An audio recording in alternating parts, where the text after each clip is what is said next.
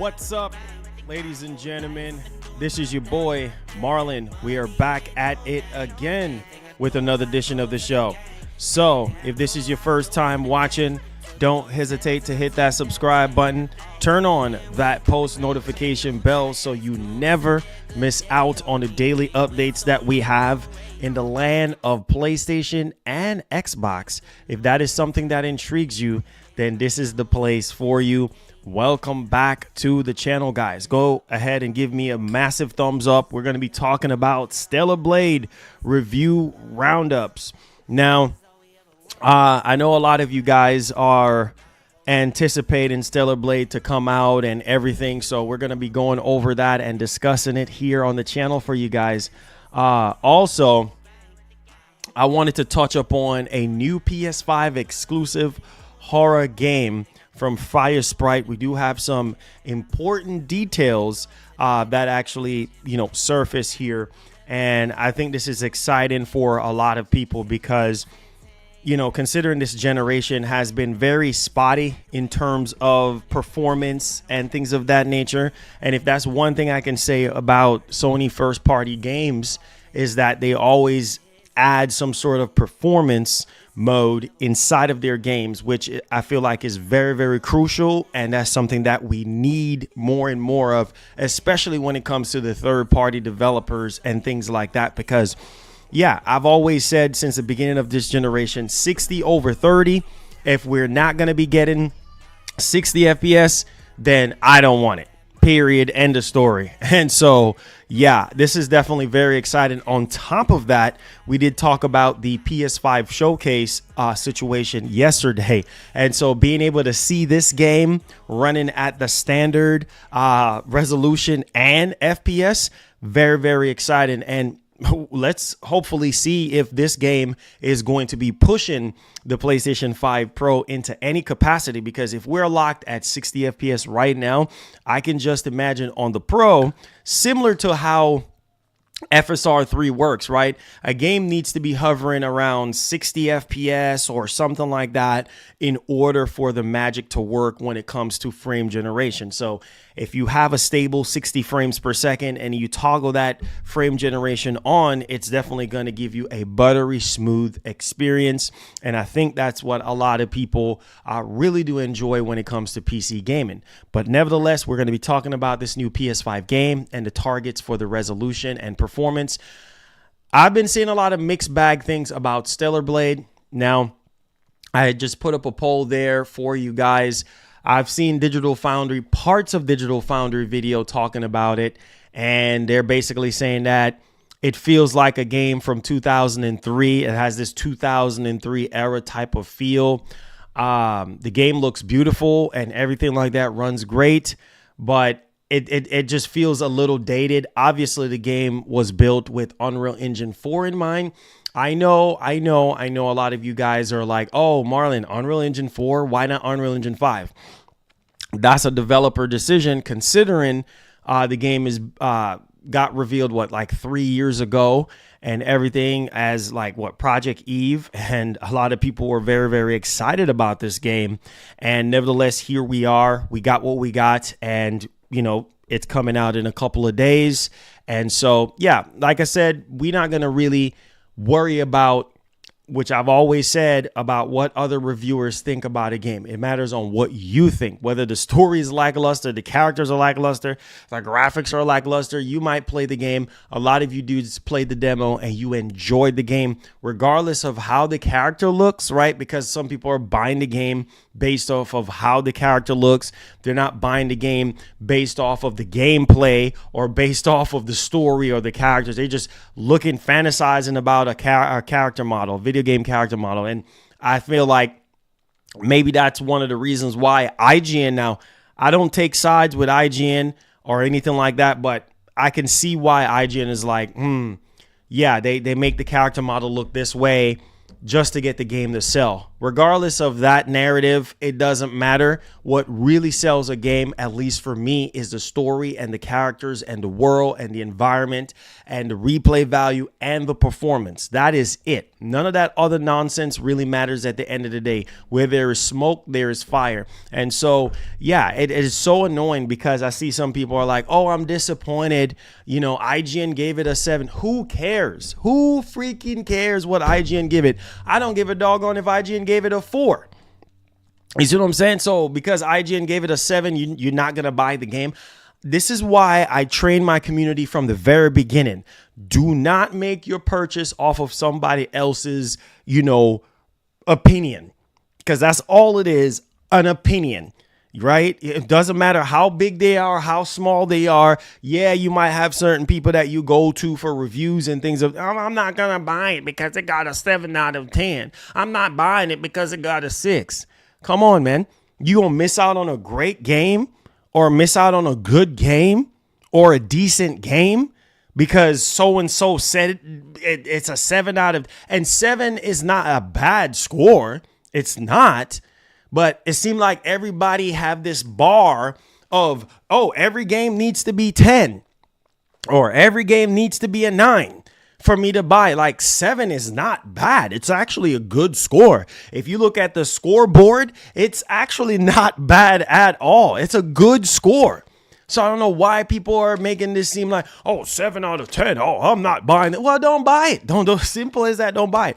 And the crazy part is that Shift Up, they were apparently, according to Digital Foundry, I didn't even know this until I saw the video, and they were saying, Shift Up, they were doing like smaller mobile type games before, Stellar Blade. And interestingly enough, after Stellar Blade, they're actually working on something AAA. So, my criticisms of the game when I played it was the animations are stiff in terms of like platforming wise, like the movement, certain movement when you're platforming and stuff, like jumping from one section to the other feels stiff. And people was coming after me. I don't freaking care. Then everybody played it for themselves and realized, okay, Marlon. Okay, I see what you were talking about. Yeah, it does feel a little stiff. You know what I mean? With the movements and platforming and stuff. But other than that, the combat is actually really, really, really good.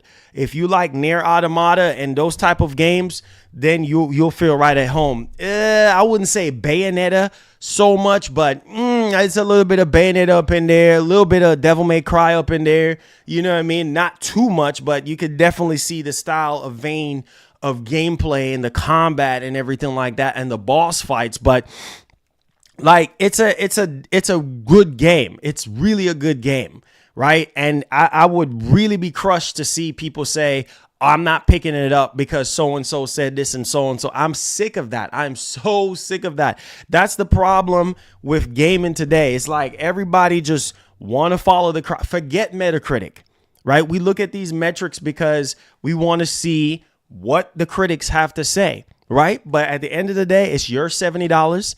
You buy whatever you want to buy. You buy it because you like it. You buy it because you want to play it. Simple as that. So we're going to go ahead and we're going to take a look at the scores and the review roundup here and what IGN is saying. Not that it really matters, but yeah, let's go ahead and let's do this. So make sure y'all hit the like button for me and hit the share button. We're going to go ahead and we're going to put a timestamp on Stellar Blade. Okay.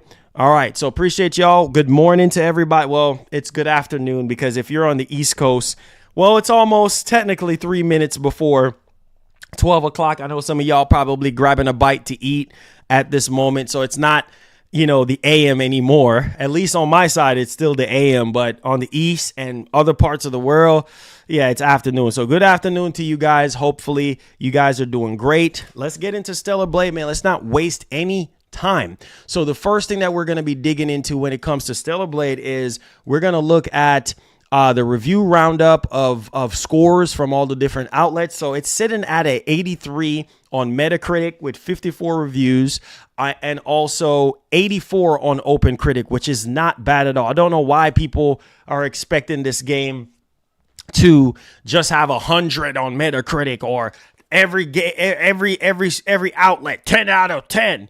No. That's you guys already know the style of games, the type of games that get those type of scores. And even then, the game could still be freaking garbage. Man, stop. Okay, let's go.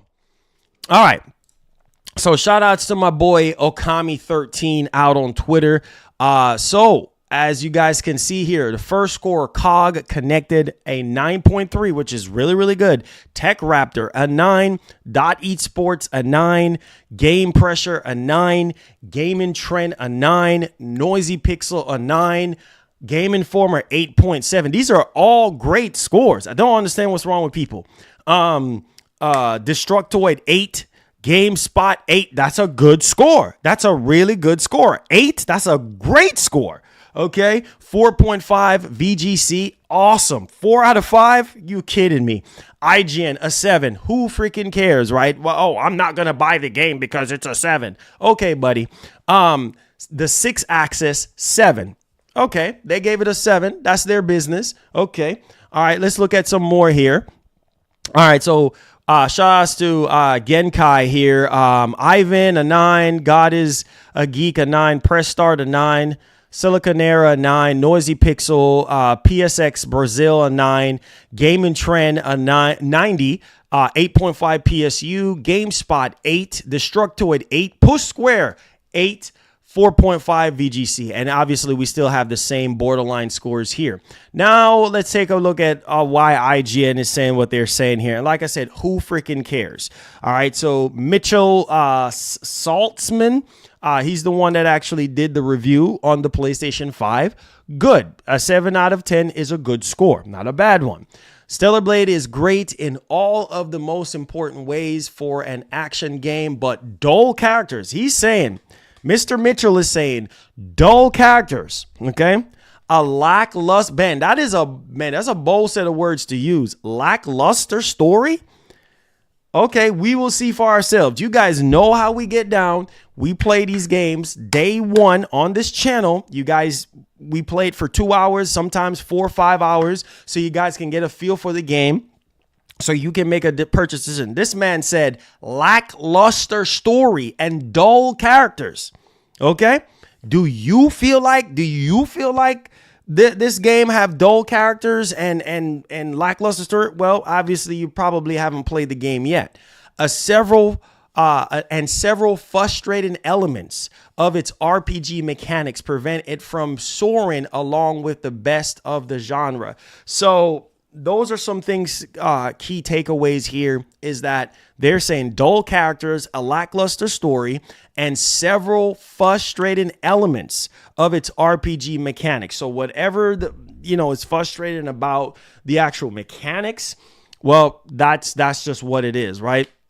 Now, we can actually take a look at the actual review really quickly so that we can actually have a little bit of preference if you guys want. But let's go ahead and let's take a look at, Metacritic here. And so as you guys can see, Metacritic 82. Now, let me go ahead and let me do a quick refresher on this to make sure that we are good to go. And we just refresh and it's still sitting at a 82. That's good. That's a good score. That's a really, really good score for a new IP and things of that nature. That's a really, really good score. Now, I see a lot of people saying, well, Marlon, it looks dated. The game looks dated. I see people saying, oh, man, it looks like a PS2 game and all sorts of nonsense. Whatever, man.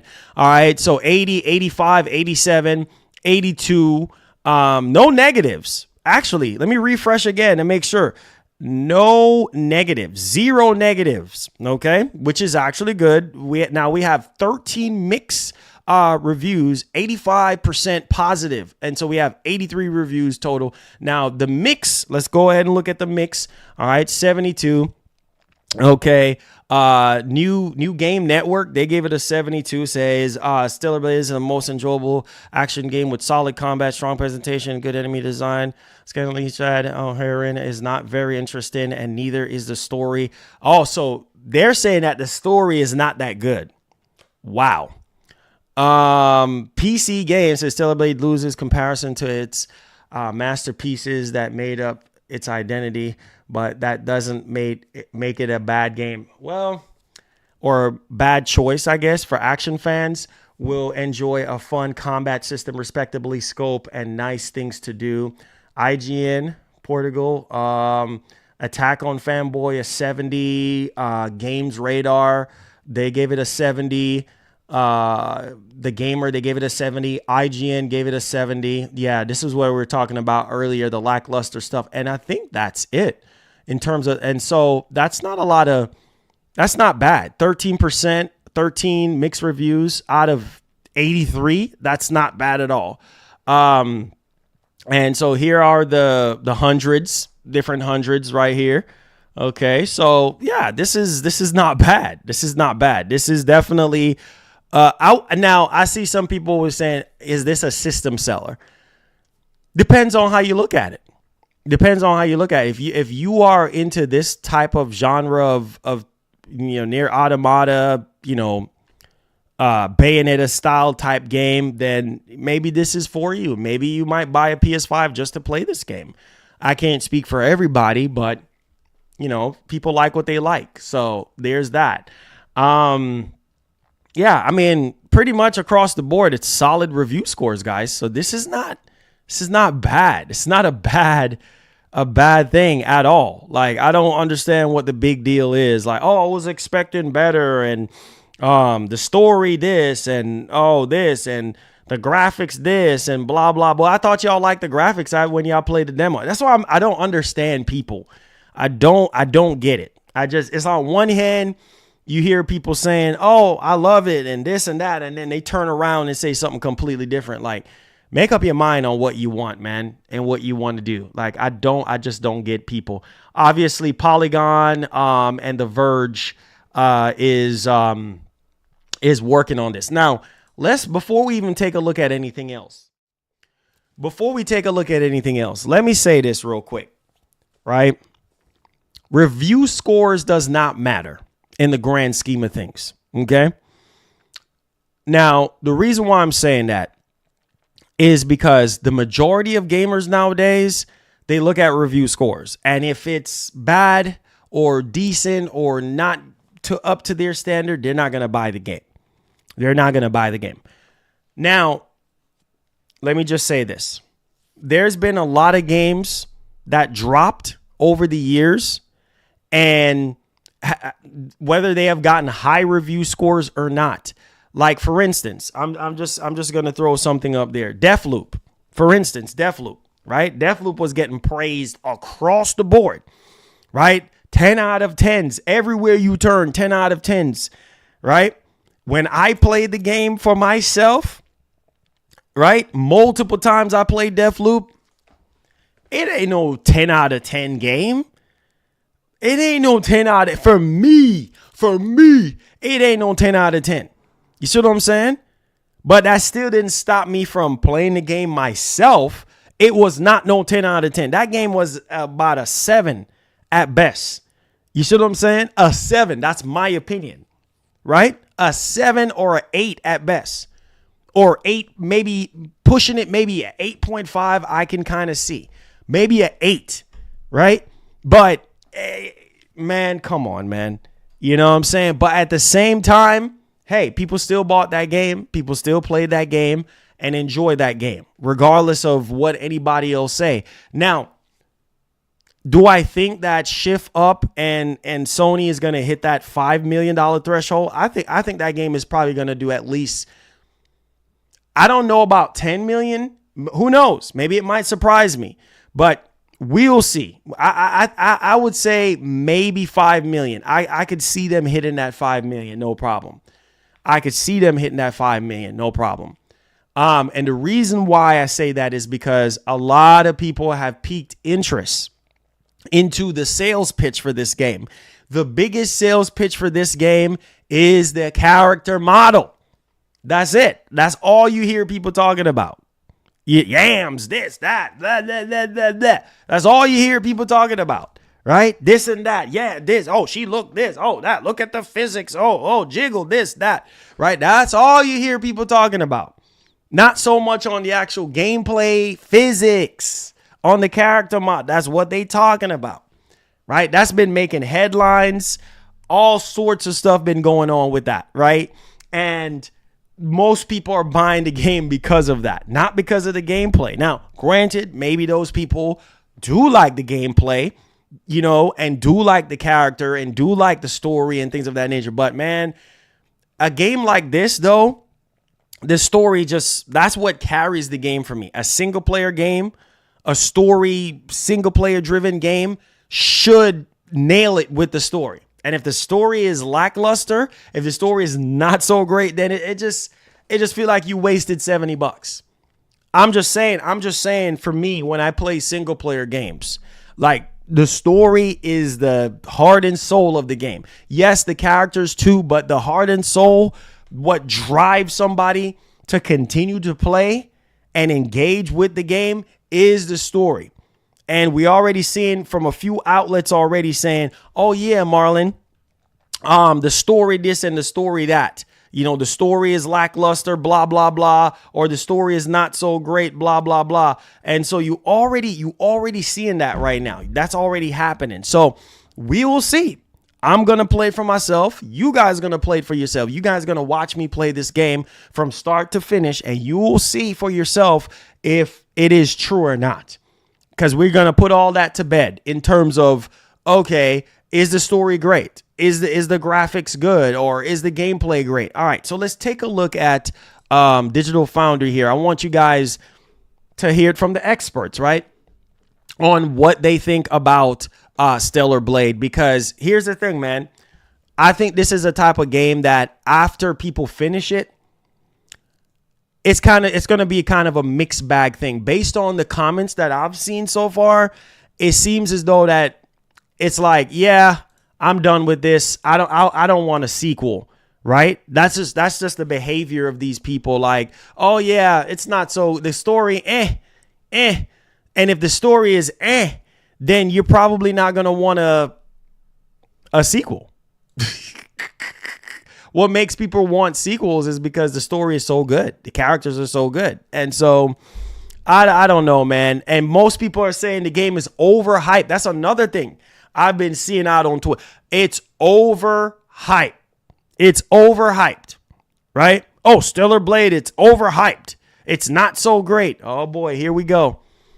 That's another thing I've been seeing making the rounds. I'm just telling you guys what's being said right now. It's overhyped. It is not what it seems to be. Oh, the demo this, and oh, they gave us this part of the demo to play, and blah blah blah blah blah. So you already getting a mixed bag affair in terms of that. But nah, let's hear what the experts have to say.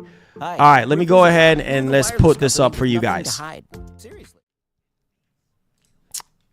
Okay, let's go back. Let's play this for you guys.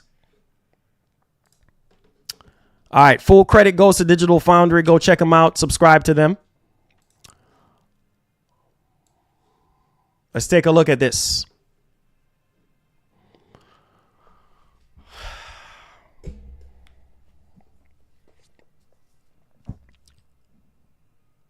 And you guys look at this and tell me how you feel about the game. Are you still hyped for this game? Be honest.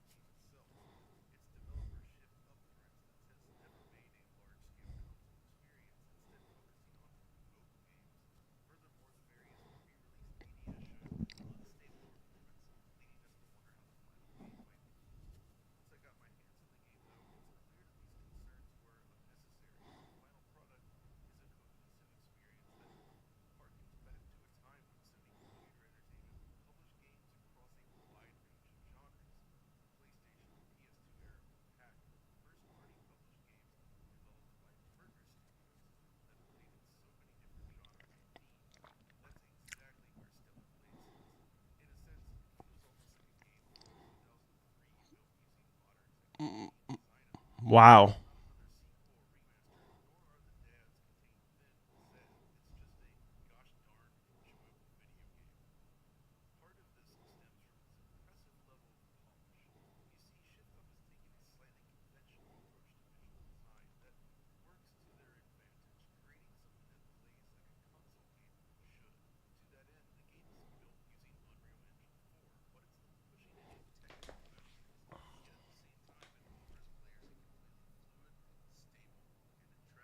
No sound?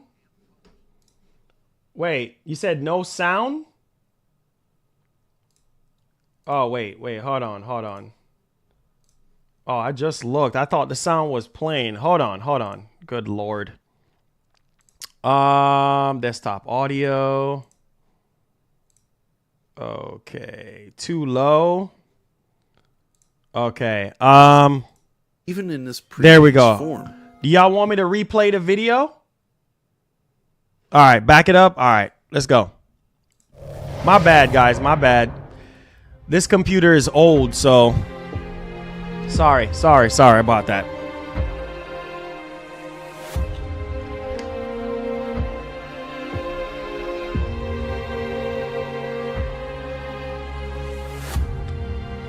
Appreciate it.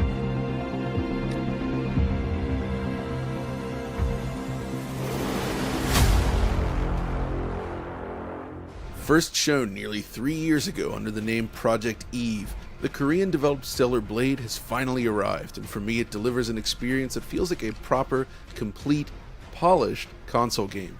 You see, in this age of incomplete, buggy launches and countless promises buried deep within patch notes, Stellar Blade launches in an impressively complete state.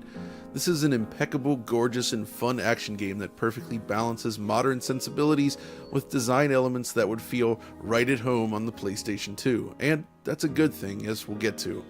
So today I'd like to share my thoughts and findings on the final version of Stellar Blade. We'll be discussing the visual quality, the design, the performance metrics, and more. So let's get into it. This is the reason why I've canceled my doorbell camera subscription. This brand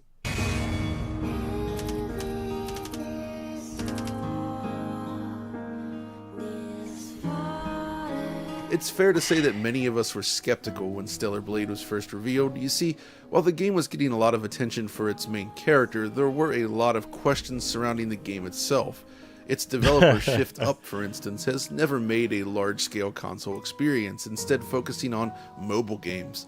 Furthermore, the Say it looks like every other boring game. Oh wow! Leading us to wonder how the final game might perform. Once I got my hands on the game, It looks though, boring. it's clear that these concerns were unnecessary, and the final product is a cohesive experience that harkens back to a time when Sony Computer Entertainment would publish games across a wide range of genres. The PlayStation and PS2 era were packed with first-party published games developed by partner studios. Yeah, he said it played feels in like so a many different PS2 genres game and themes. That's with exactly where Stellar Blade modern day sits. technology. In a sense, it feels almost like a game from 2003 built using modern technology and design elements. It's not another sequel or remaster, nor are the dads contained within sad. It's just a gosh darned enjoyable video game. Part of this stems from its impressive level of polish. You see, Shift Up has taken a slightly conventional approach to visual design that works to their advantage, creating something that plays like a console game should. To that end, the game is built using Unreal Engine 4, but it's not pushing any technical boundaries, yet at the same time it offers players a completely fluid, stable, and attractive game that feels complete and polished even in this pre-release form. The developer makes a statement right from the main menu. A ruined Earth looms in the background as you configure your preferences. When you finally press the new game button, the scene seamlessly springs to life. Transmitting final briefing. As of now, Airborne Squad 7 will exterminate the Alpha Nativas occupying District 3. Their objective is the capture or dispatchment of the Elder Nativa. Pods entering atmosphere. No loading screens or fade to blacks here, it simply begins, just like that. I'm always a sucker for this seamless menu-to-game transition, and Stellar Blade delivers in spades. By the time you reach the surface and everything on the mission has gone wrong, the camera pulls back behind Eve and hands you control. Again, it's completely seamless. This initial sequence is impressive to behold, with explosions rocking the scene as you rush ahead and begin to unleash strings of combos. You can of course begin playing directly from this point, but as has become a habit, I dipped into the options menu to explore the various settings on offer. I was slightly disappointed to see that the game lacks a toggle for the film grain effect, which looks okay to my eyes, but not everyone has a taste for film grain, plus it makes video production more challenging. Motion blur and camera shake are at least fully adjustable. Furthermore, Stellar Blade does support HDR, but there is one caveat. The game does not take into account the PS5 system level HDR calibration. That means you'll need to adjust these settings carefully to match your set. Oh boy. In my case, are I y'all found that hearing? boosting the brightness slider when combined with a very slight increase in contrast produced a pleasing image when using the HGIG mode. But your mileage may vary. Once you've settled into the game and begin playing, then, take a moment to look around you. Stellar Blade takes place across a ruined Earth in the future. There's little doubt that you'll be reminded of the Nier series, yet it still feels compelling and engaging on its own. Stellar Blade is a game that leans heavily on its art design then. The urban ruins, for instance, are reasonably detailed with debris and crumbling structures filling your view, but it's the actual art direction itself that really makes it work. It's a good lesson in leveraging design without pushing technical boundaries in order to reach a target level of performance. What do I mean? Well, as an Unreal Engine 4 game, Stellar Blade relies on all the typical UE4 features. You have things like volumetrics, the baked lighting, the entire post-processing suite such as depth of field and motion blur, and more. Compared to some of the higher-end UE4 titles such as Jedi Survivor, you won't see any sort of advanced ray tracing features or visual flourishes. Instead, the team focuses on performance. Compared to the instability of something like Jedi Survivor, Stellar Blade manages to avoid almost all stutters and hiccups completely. It is extremely smooth. Furthermore, the game has very fast loading, and the frame rate itself is nearly flawless, at least in specific 5 modes. seconds. My experience Are y'all has been seeing that? remarkable. The game has very fast loading, and the frame rate itself is nearly flawless, at least. Wow, 5 seconds. This is why I say about these current gen consoles, that is a massive upgrade over the PlayStation 4 is the loading times, man. That SSD in the PS5, man, when it comes to loading, man, I can't tell you guys how annoying it was on the PlayStation 4. You will sit there for like 2 minutes sometimes, max 3 minutes, even longer with certain games, and it takes forever. The 5 seconds, wow, that's pretty good. I don't know what you guys think, but 5 seconds is not bad. At least in specific modes. My experience has been remarkably free of bugs or unexpected behaviors as well. To me, this demonstrates an impressive level of restraint and polish in pursuit of the best player experience, and there's something to be said for this. Of course, that's not to say there aren't visual flourishes to appreciate. The character models, for instance, are all very well done with dense meshes. I'm so freaking Just done. generally look great, with awesome use of post-processing such as depth of field, and very expressive detailed character models. And they retain that same seamlessness I mentioned earlier throughout the game. This gels with the primary animation work that ensures that characters look and feel great both while exploring the world and fighting through enemy hordes. The one caveat to visual consistency is how things like thin objects such as hair can appear somewhat noisy at times with a lot of visible breakup. The physics applied to the hair are neat at least, but it's nice that a shorter hair option is available for those distracted by the shimmer and noise. Of course, this is just for the main characters. I'm also a fan of the enemy designs and animation work. Yeah, it's especially crazy. on these gigantic bosses. Yeah. You'll face off against some truly outrageous designs that offer up a steep challenge and some impressive visuals. It's often difficult to parse what you're looking at with these strange designs, but it only amps up that sense of intrigue. Despite their massive size, everything moves so fluidly, something enhanced by the excellent use of per-object motion blur. Great Yeah, stuff. the bosses The look pretty environment good. itself is also rather large in scope and reasonably detailed, but the restraint on display means there are some rough edges. So on the positive side, things like structures populating the world, along with the actual level layouts, feel properly post-apocalyptic in design with a lot of density. It's not even just limited to these vistas of ruined cities either, there's a lot of different places to explore. The maps themselves are all very large, yet decidedly not open world in the traditional sense. It features proper pathing, obstacles, and shortcuts to uncover. When standing back and looking at the big picture, most of the environments are simply gorgeous. However, when I say that Shift Up has taken a conservative approach to visuals, this applies mostly when you look closely. Textures and fine detail can often appear blurry and low resolution at times. Things like reflections and shadows are often handled in screen. You hear what he just said right there? Let's pause real quick. A blurry resolution. All right, let's back up just a little bit. This is why I say about this current gen, it's always blurry resolution or ridiculously low frame rate. That's a problem, man. That's a massive problem. It's like, are these consoles limited? Like, that's what almost every single game you hear resolution, blah, blah, blah, looks blurry. Same thing with Final Fantasy VII Rebirth. You know, in order for you to get that 60 FPS, you have to suffer through with blurry freaking resolution and things of that nature. Man, it's so annoying hearing it over and over again.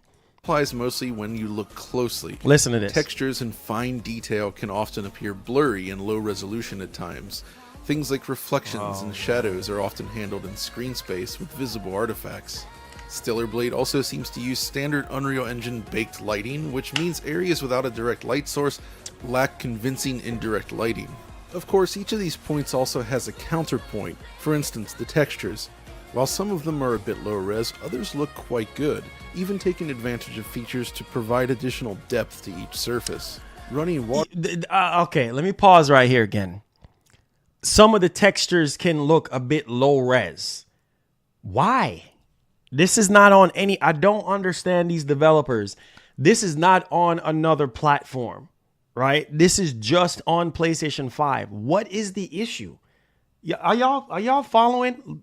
Low res at times, blurry freaking textures. Some of them are crisp, some of them are not. Why? What's the issue? And this is Unreal Engine 4. I don't know if you guys are realizing this. What is the problem? Like, what is the problem? Like, why can't we just? Oh man, I just don't understand. You have one SKU, one hardware to focus on. Why can't you push the PS5? You see what I'm saying? To its uttermost. What is the issue? This is Unreal Engine 4. This is old. You see what I'm saying? Unreal Engine 4 is from what? Way back, 10 years ago at this point? You know what I mean? Like I don't get it, man. Water also interacts with the player character's model, generating splash particles as she becomes drenched. And speaking of particles, that's another high point for the game's visuals. There are a lot of cool pyrotechnic effects and GPU-based particles happening in this game. Again, it's nothing new for Unreal Engine 4, but it looks really great and is very well executed. And that's really what this is about, good execution. So while environmental quality is certainly mixed, I think it's a success overall, and the game. Environmental quality is a mix. Why? What, bro? I'm so sick of. I don't understand, man. Rise of the Ronin was another game. Let's pause just for a minute, man. Pause just for a minute. I have to talk. I have to talk. This is getting so annoying now because it's like Rise of the Ronin was another game that didn't show us what the PS5 can do in terms of its fullest potential. Stellar Blade, resolution, blurry at times, textures, some of the textures are low res. Why? I don't understand. I don't understand. I don't get it. The game looks absolutely gorgeous and I can't wait to play it. I don't care what the reviews say about it. There is way too much complaining on games and it's ruining my interest in gaming today. That is true. That is true. But man, you know, this is 2024, man. This is 2024. And obviously the game is polished for the most part. The characters look good and stuff like that. But no game is perfect, right? No game is perfect. But at the same time, it's just like, and these are things that you're going to experience when you play the game. Obviously, stuff like this could be fixed with a patch. You know, textures not looking too crisp. You know, character models not looking too crisp. Maybe, you know, it kind of looks a little low res at times or whatever the case may be. The most important part here, which once we get to the frame rate discussion, we'll see. But as far as from what I've played during the demo experience, it seemed like it was running at a cool, smooth 60 FPS. But maybe it might drop at times. Maybe here and there, but we'll see what Digital Foundry have to say. But I literally had to just pause for a minute because I'm just like, man, I just, it's always something with these developers. I don't understand what is the issue. Is it the hardware or is it the engine? What is it? Like, I mean, I don't understand, man. I don't get it. I just don't get it. I don't get it. Largely looks excellent. Also, fans of Deus Ex, Daikatana, Tomb Raider, and the like will be happy to see IDOS logos plastered all over the game world. Clearly a reference to the now defunct publisher, right? This then brings us to image quality. Tom covered this in the preview, and the final game appears to be largely the same, but essentially there are 3 graphics modes in here. One that favors performance, another that favors resolution, and one that attempts to strike a nice balance between the two. Quality mode aims for native 4K rendering, and usually manages to hit this target, but there is visible dynamic resolution scaling evident from time to time. The caveat here is that it drops the frame rate to 30 frames per second. Performance mode, however, delivers a 1440p presentation, also with dynamic resolution scaling enabled, but like the quality mode, mostly sticks to the 1440p target. Each of these modes uses basic spatial upscaling to reach the target output. The balance mode then is more interesting, in that this resolution is often lower, ranging between 1080p and 1440p most of the time, yet this one uses temporal upscaling. Hold on, wait. The caveat here is I was not paying attention. Hold on. Largely the same. Hold on. Essentially, Wait. there are 3 Hold on. Here we go. Here. One that favors performance, another that favors resolution, and one that attempts to strike a nice balance between the two. Quality mode aims for native 4K rendering, and usually manages to hit this target, but there is visible dynamic resolution scaling evident from time to time. The caveat here is that it drops the frame rate to 30 frames per second. Performance mode, however, delivers a 1440p presentation, also with dynamic resolution scaling enabled, but like the quality mode, mostly sticks to the 1440p target. Each of these modes uses basic spatial upscaling to reach the target output. The balance mode then is more interesting, in that this resolution is often lower, ranging between 1080p and 1440p most of the time, yet this one uses temporal upscaling via reconstruction. As a result, image quality can actually exceed the native 4K option in certain instances. Look at the shimmering and noise here visible on this tower. Comparing the 3 modes, you see that the balanced mode actually looks best. So while there is often more pixel detail, oh shoot! Oh, you can see it. Look at that. That's the performance mode. You see what I'm saying, man? I really hope that the PS5 Pro can somehow smooth this out. This is kind of like what I'm talking about right here. Like the performance mode, the balance mode is the way to go, right? But if you look at the performance mode, it always takes a hit. Like a lot of shimmering, a lot of glitching, artifacting going on in the performance mode. Balance mode, if there is one, typically looks best because you get the best between resolution and performance, right? Man. Mode, I think balanced mode largely looks better. And that's interesting because beyond image quality, there really aren't any other visual differences. And it looks the same right here on the resolution mode, which is supposed to be 4K or whatever the case may be. Good Lord, have mercy. Hold on. I need to pull up my green screen real quick.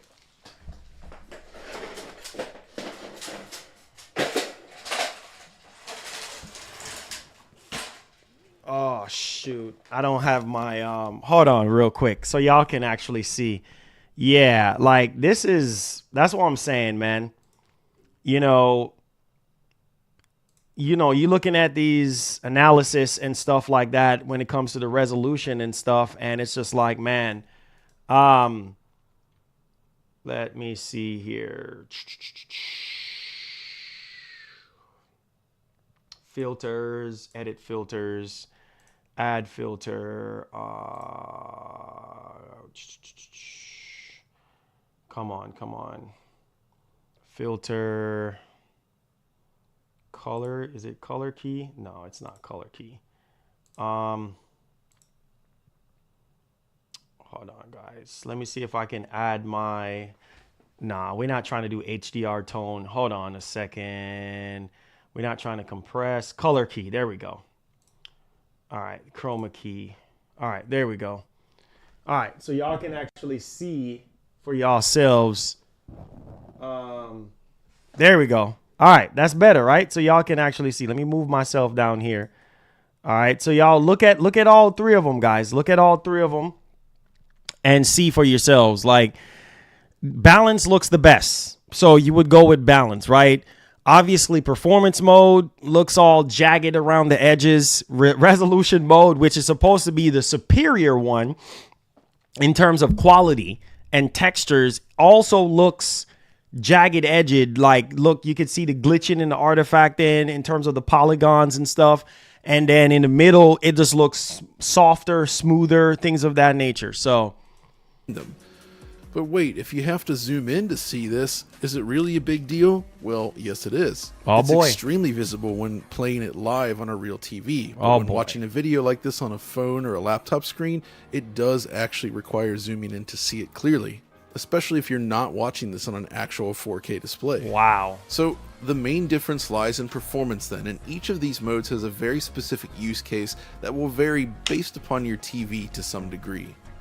Performance mode is perhaps the most impressive here in that it delivers a rock-solid 60 frames per second, I'd wager 99% of the time or so.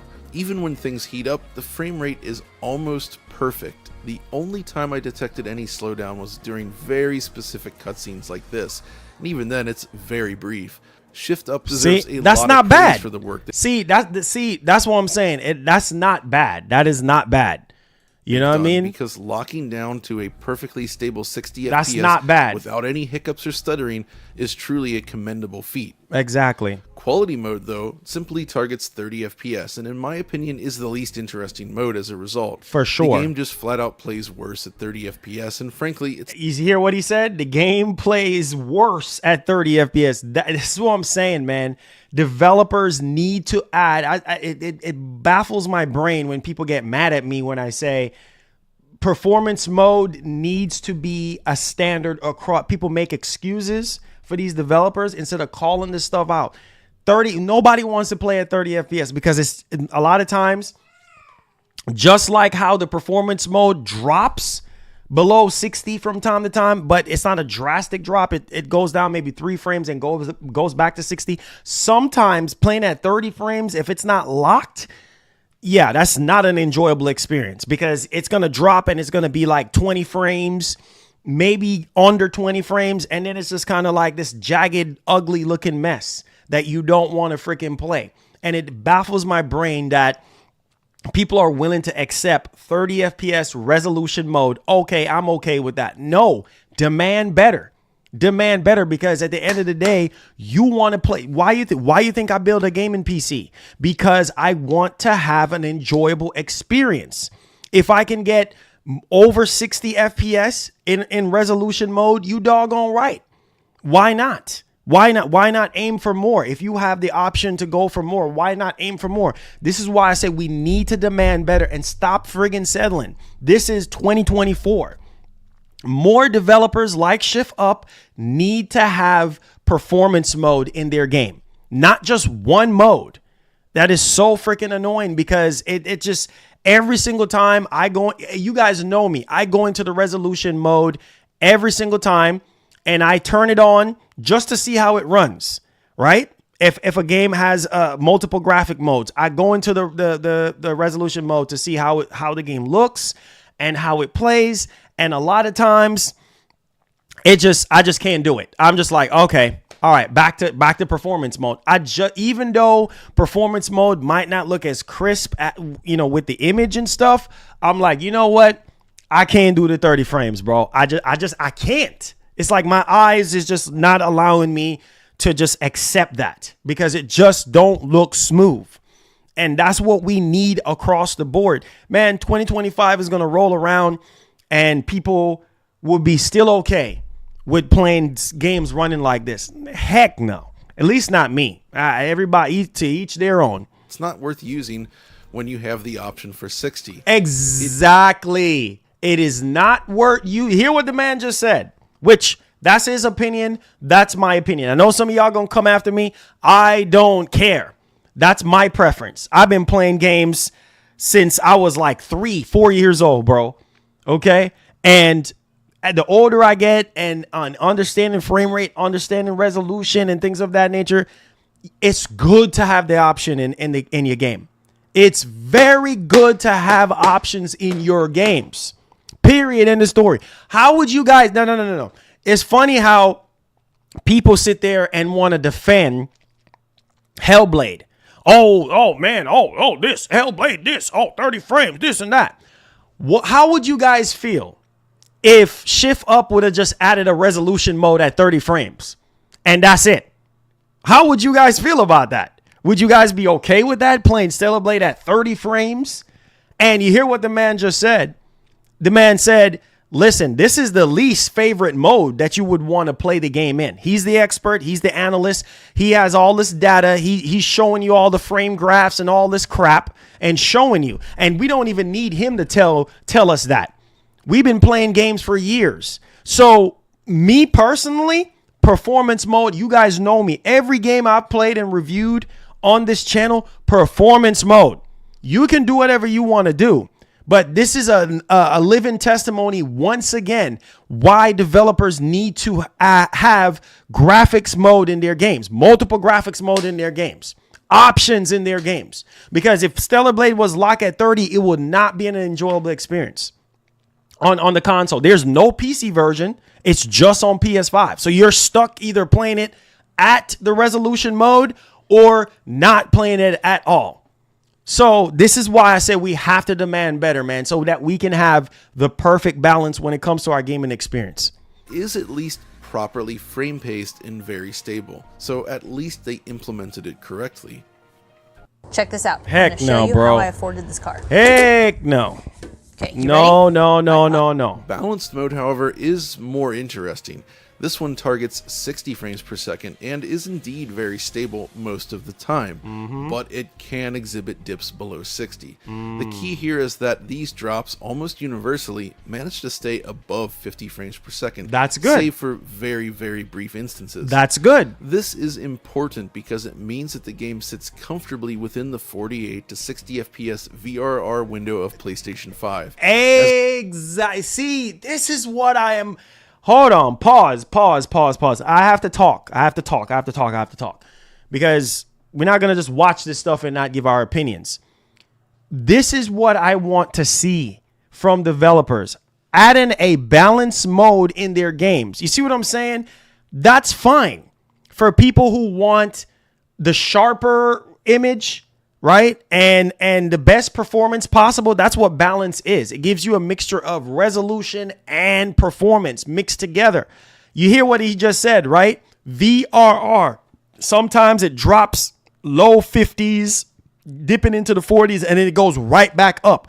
This is what we want to see. This is what we want to see, man, moving forward. We need to see a lot more developers, a lot more games implementing VRR with the PlayStation 5 or with the PlayStation 5 Pro in mind. I don't mind. But when you're just locked at 30 or just not on cap 30, like that's bullcrap. That is bullcrap because it's like, bro, you can add a balance mode. Like Hellblade 2, they could add a balance mode just like this. And that would have been acceptable. Don't tell me the Series X can't give you a balance mode and can't give you VRR. I'm just saying.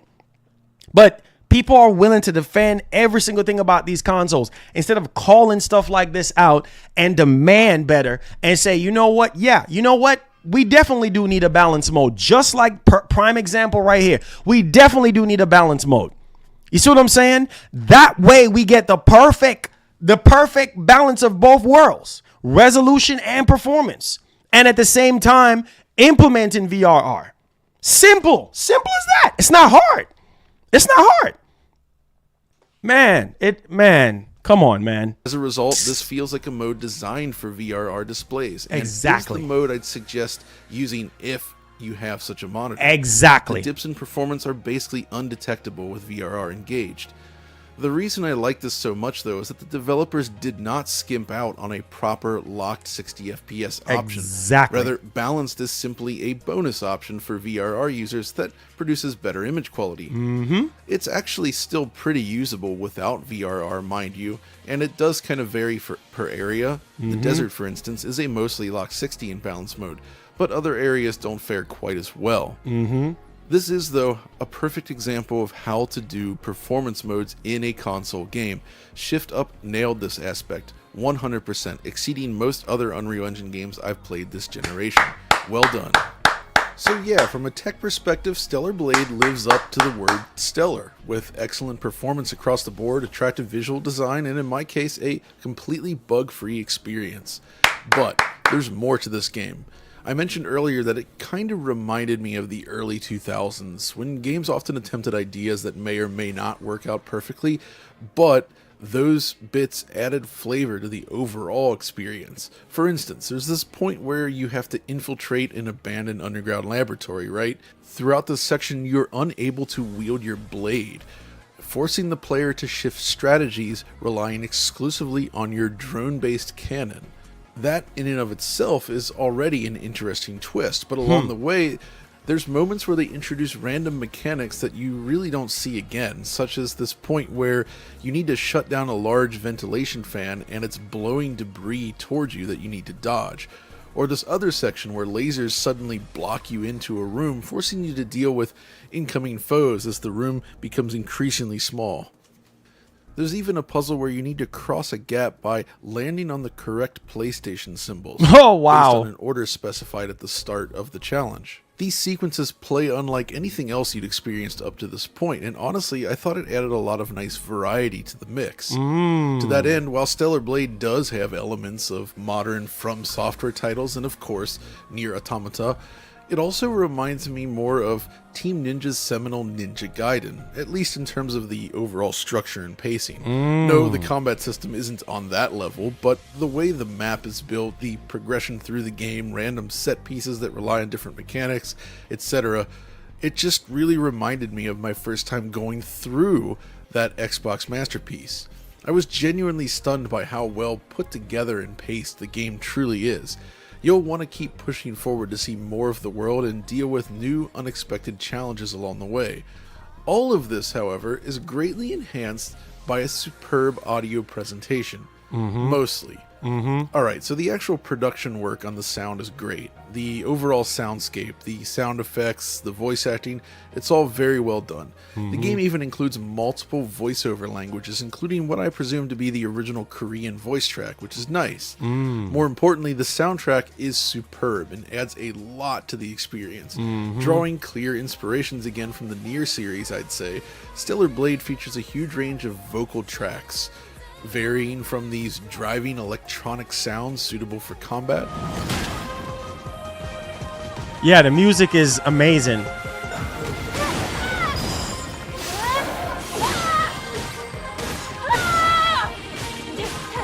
Yeah, the music is amazing for sure.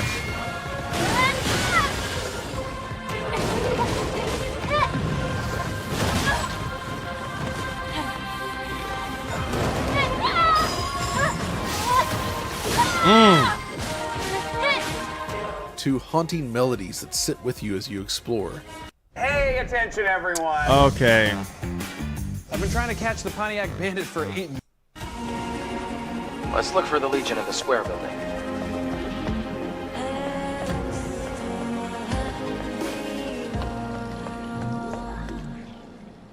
And beyond.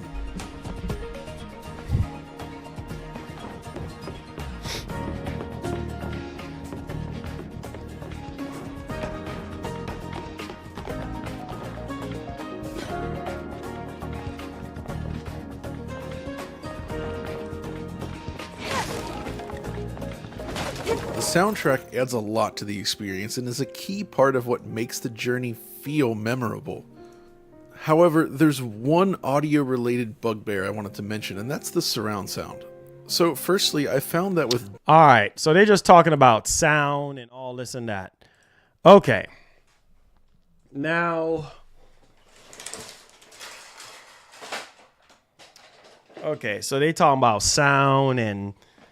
Okay, we already know the sound is spectacular, but just to kind of wrap up things here, basically from what I got from this whole analysis and just seeing the actual gameplay and things of that nature, obviously things are subject to change with a updated patch or things of that nature to kind of smooth some things out in terms of maybe, you know, low resolution on certain things, you know, textures not looking as crisp, like, you know, in most cases, that this is basically the best iteration of Unreal Engine 4.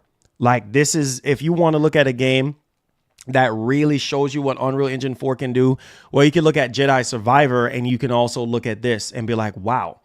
And some of the key takeaways for Stellar Blade for me is that more developers need to add graphics mode in their games. They need to add graphic modes into their games, right? Whether it's balance, performance, resolution, not just resolution.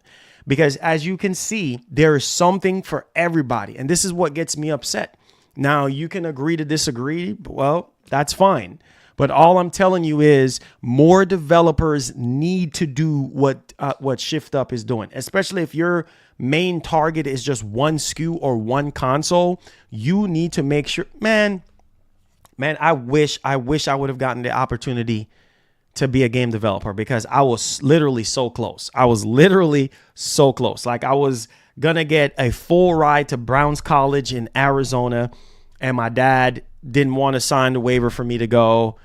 And I was so mad because I was like about to turn 18 or whatever the case may be. And it pisses me off, you know, that opportunity went away. But trust me, if I was a developer, I'll be pushing man, I'm telling you, I would push every ounce, literally every ounce. As somebody that messed around with 3D Max and character designs, like the Wario stuff, like, you know, recreating Wario, shout outs to, you know, the String Genie Bros, doing stuff in After Effects and Cinema 4D and things. I love creating stuff, right?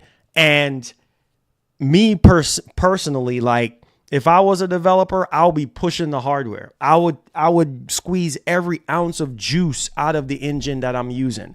That's just me though, right? But I think a lot of these developers, they're just lazy and they don't want to raise the bar. And they don't realize that, bro, if you raise the bar, if you push every ounce of what the engine and the console can do, that's more sales for you. Because what is the biggest complaints of this generation so far is games looking buggy, glitchy, you know, not 60 frames, story is garbage, characters garbage, lackluster performance. That is basically across the board, right? And if I was a developer, I'll be pushing every boundary possible. Characters are going to be top notch.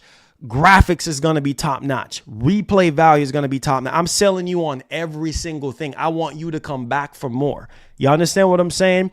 And on top of that, I want to make a sequel and keep this thing going as long as I possibly can. That's excellency when it comes to game development. And a lot of developers are lacking that. You see what I'm saying? Period. End of story. And it pisses me off.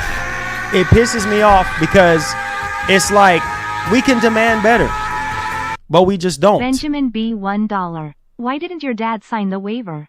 He wanted you to play basketball? Yeah. I didn't even get to do that either. When I was moving from Jersey back in 2006, you know, I was gonna get signed to a traveling team, and we were gonna go overseas, and you know, we was going to go overseas to play ball. And yeah, my dad was like, you know, you have two choices. I'm not signing that waiver. You have two choices. It's either you going to go with your mom which, you know, my dad obviously at the time, you know, got married again. So he was like, go find your mom and see if your mom want to sign it, or you're going to come with us to Texas and come with your brother. And that it just right there and then, you know what I mean? Like, hey, you know, my coach at the time, hey, you know, my brother's coach actually, and he was like, hey, you know, I want to sign your son. You know, he has the height. We can work with him. We seen him play, blah, blah, blah. Nope. Same thing. So it's just like all the opportunities in the world that I could have had, but it is what it is, man. That is so long ago. I'm doing this now. I can't tell you how many times I've walked in the streets and people see me. Oh, you look like Kevin Durant. Oh man, you're so tall. You know what I mean? And I'm like 6'7", bro. And it's all a waste. But I still play ball every chance I get, you know, and game development. I mean, the only thing that I've done so far, like close to, is Cinema 4D, 3D Max, stuff like that, you know, but it is what it is, man. That's of the past. But regardless of all of that, like I said before, and I'll say it again, man, it sucks because you know that these developers can do better. And we're going to go into 2025 and we're still going to be getting garbage. You know what I mean? We're still going to get developers making excuses on why they can't push these consoles or why they can't do a better job. And we still got to pay for it. We still got to pay for their half-done jobs. So on that note, let me go ahead and look at the poll here and see. So I ask you guys, are you buying Stellar Blade? Make sure you guys hit the like button for me. It's very crucial to the existence of this channel. Hit the like button, share the video out. That's all I ask. Are you buying Stellar Blade? 55% of you guys said yes. 45% said no. Now, I don't know if you're trolling or not, but 45% is a significant amount of votes, right? To say, why are you not buying the game? So that's what we're going to be going off into the comment section right now. So I'm done talking. Let's get into the comment section right now and see why 45% of y'all saying you not want to buy the game. That is a high percentage, bro. Oh, hold on. Pause. Let's get into the next topic real quick. I forgot about this. Let's talk about this because this is also exciting. And if you are a PlayStation 5 owner, you should be hyped. Keep voting on there. We'll get to the Q&A. We just have one more topic right quick. And this is a genre that I'm pretty much excited about and I grew up on and things of that nature. So let's go ahead. Let's put a timestamp on this one. Hit that like button for me, guys. I appreciate you guys. And let's get it going here. So what are we talking about? We're talking about Fire Sprite's next game, right? Obviously, Fire Sprite got saved by the bell from Sony laying them off or shutting down the studio or whatever the case may be. And so they dodge a big one right there. But you should be excited because at the next PS5 showcase, we should see what Fire Sprite have been working on. So let's dig into this. This is coming from PlayStationLifestyle.net. Let's go over this and let's discuss this. Sony Fire Sprite's PS5 horror game seemingly targeting 4K 60. That is awesome to hear. Again, you're focusing on just one console. There's no reason why it can't hit 4K 60. This is why I say first-party developers, first-party games always really shine on the PlayStation 5 because it's either you're going to get 4K 60 or you're going to get a graphics mode, right? Where you can pick and choose between resolution, balance, and performance. This is exciting. Can't wait to see this horror game because, oh man, I can just imagine how it's going to look. It looks like the PS5 horror game in development at PlayStation Studios Fire Sprite survived the recent cancellations, and according to its programmer, it will target 4K 60. I don't know why y'all not excited about that. Where's my soundboard at? Where's my soundboard? Y'all need to be putting fire emotes in the chat. We need more and more games to be targeting 4K 60. These consoles are 4K 60 machines. Period. End of story.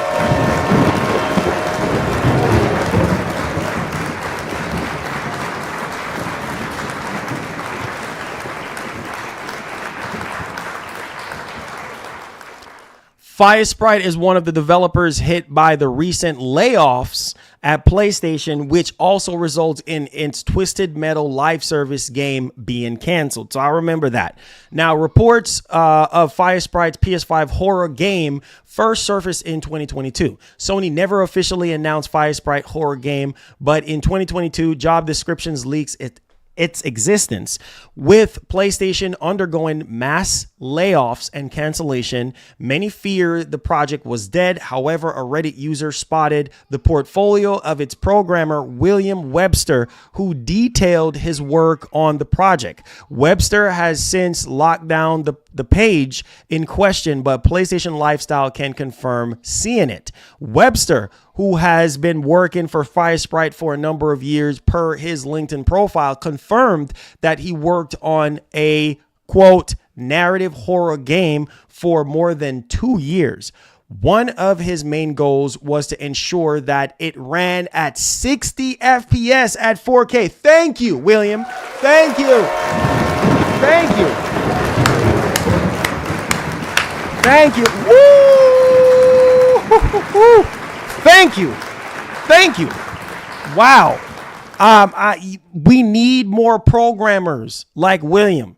Shout outs to William. Don't know if you're going to be watching this or not. I'm excited about this game, William. If you do get to see the stream, because developers always email me all the time about reactions and me talking about their games. But listen to me. I will be playing this game. I will be reviewing this game.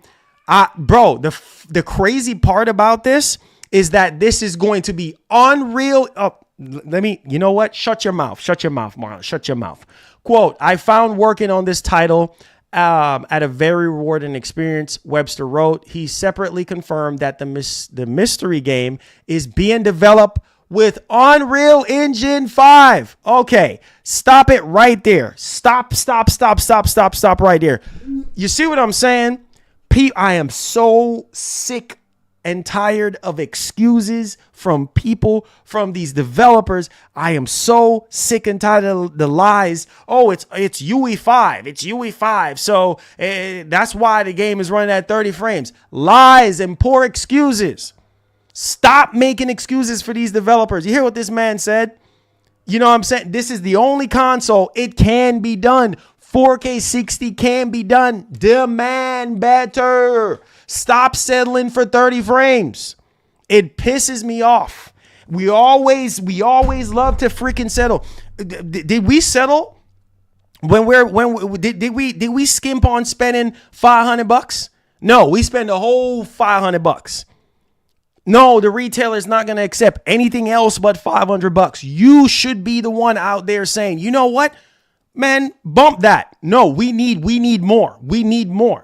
If everybody stand up and start protesting about this crap, things will freaking change. No, let's brush it under the rug because we fanboys and we just want to fall in line. Aye, aye, Captain. I can't hear you. Aye, aye, Captain. Oh, let's accept 30 FPS. Oh, yes, we will. Let's accept 30 FPS. Oh, yes, we will. Get out of here with that nonsense. The fact of the matter is, I don't care who want to get mad. The fact of the matter is, this is Unreal Engine 5. Unreal Engine 5. And this man said his main goal was to get this game running at 60 FPS at 4K resolution. What does that tell you? What does that tell you? That 60 FPS at 4K resolution is possible with Unreal Engine 5. Obviously, mileage may vary depending on the scale of the game and whatever the case may be, but tired of excuses, man. You should be tired of the excuses, bro. You should be tired of the excuses. Bravo to Firesprite. Bravo to Sony on that one. Can't wait to experience that at 4K 60. Okay, so let's get to the Q&A here. Are you buying Stellar Blade? 55% of you guys said yes. 45% of you guys said no. Okay, why? Why are you guys saying no? What game? It's Firesprite, Sony Studio, Firesprite. They're working on a horror game, and it's probably going to get revealed at the next PS5 showcase. There you go. It's going to be Unreal Engine 5. It's going to be at targeting 4K 60 FPS. There you go. So let me ask you this. Unless y'all trolling, 45% of y'all say you're not buying Stellar Blade. Why are you not buying Stellar Blade? Why? What's the reason? What's the reason? Make sure y'all hit the like button, subscribe to the channel. Why are you not buying Stellar Blade? That's what I want to know. 45% is a lot. That's a lot of people saying they're not buying. Why? Come on. Why are you not buying the game?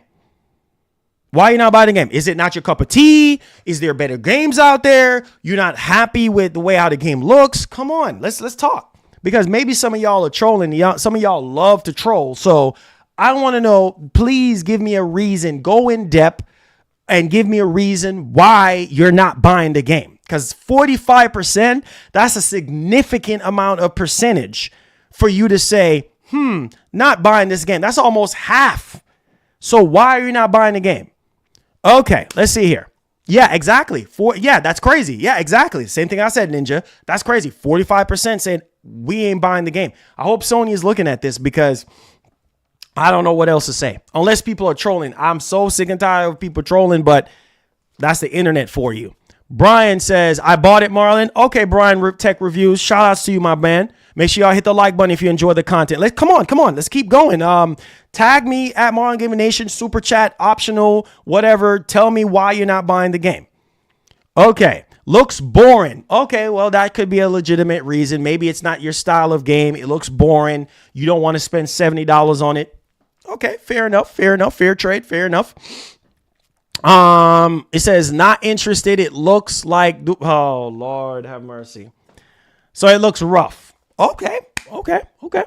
Maximus says just not worth the $70 plus tax for me waiting on a sale. Okay. I understand that. So you're saying it's not worth $70. Wow. That's what I'm saying. Now we're going back to the argument on it's not worth $70. All right.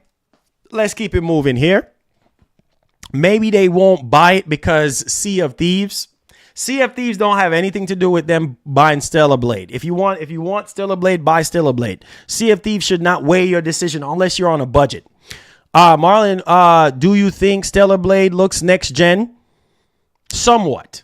Do I think that's the best that the PS5 can do? No. I've already played the video. Lucci Sky, I've already played. We sat down almost 20 minutes to watch the entire video. I'm not playing it again. Far Right says, I buy it, Marlon. Okay. Luke says, what's up? What's going down? Let's see here. It says, I'll be playing Sea of Thieves with some buddies. Okay. So some of y'all opt in for Sea of Thieves instead of Stellar Blade. And that's fine. That's your preference. That's what you decide to do. He says all these games look the same and they are not doing nothing game changing. Well, hey man, that's what I'm saying. We're in 2024. And if you feeling this way in 2024, that is bad, man. That is really bad. That means you want to see something different. You want something to blow your mind, like in terms of, gameplay, visuals, graphics, and Hey, I understand where you're coming from. Combat is great. It's not free flowing. Okay. It's not free flowing, but it makes you learn the controls. Yep. And not just mashing. And that's a plus for me. Yep. Benjamin B. $1. I'm not buying it because it's just using nudity and sexual suggestive character designs to carry the game. Even the moaning while she is fighting is cringe to me. Oh boy. Hey, I understand that. Everybody have their preference. That's why IGN was saying what they were saying. So IGN was knocking the game because of that. So there you go. Everybody have their preferences, man. Everybody have their preferences. So there you go. He says, could you put in a poll? Don't own a PS5. That's why. I don't know. I think everybody in here should have, majority of everyone should have a PS5. He says, although Hellblade 2 is at 30 frames. Oh, it definitely looks next gen for sure. That's a true next generation game. Definitely. But no, King, that's his preference. That's his preference. I mean, everybody have a preference. Everybody have an opinion. It's not facts. That's his opinion. That's how he feels about the game. So, he said, laugh out loud, not girlfriend approved. He says, wait, oh Lord, have mercy. I'm done. Guys, don't feed in too much into that. Please don't feed too much into that. You guys are something else, man. I can't with you guys, man. Let's stay on track here, man.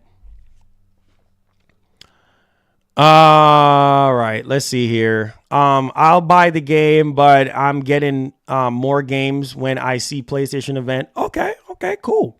He says, you do. There's a lot of Xbox fanboys on here hating him on. Hey, you know what, Michael? It's okay. It's okay. You know, I'm going to ignore the negativity.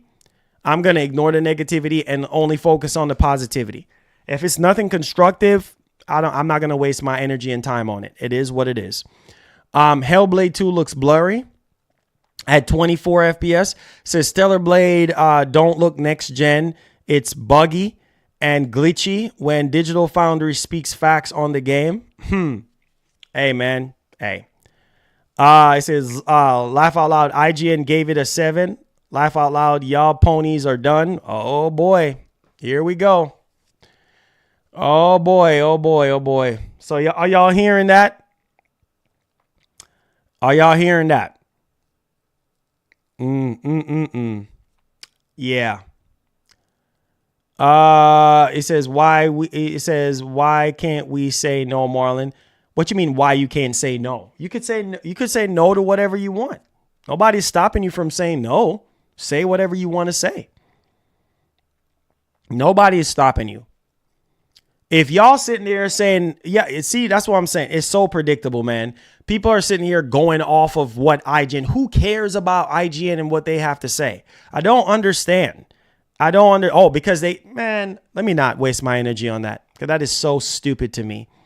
Why the heck is we sitting here basing a score off of a game that we haven't played?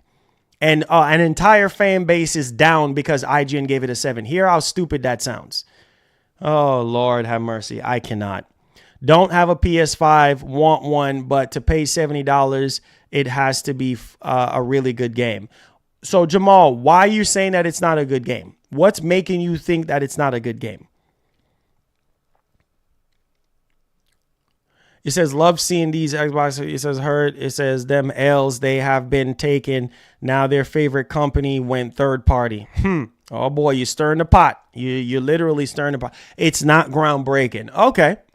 That's a valid statement. That's a valid statement. No, you shouldn't listen to Digital Foundry. You should play the game yourself. They're the experts in terms of analysis, but you should play the game yourself and experience it.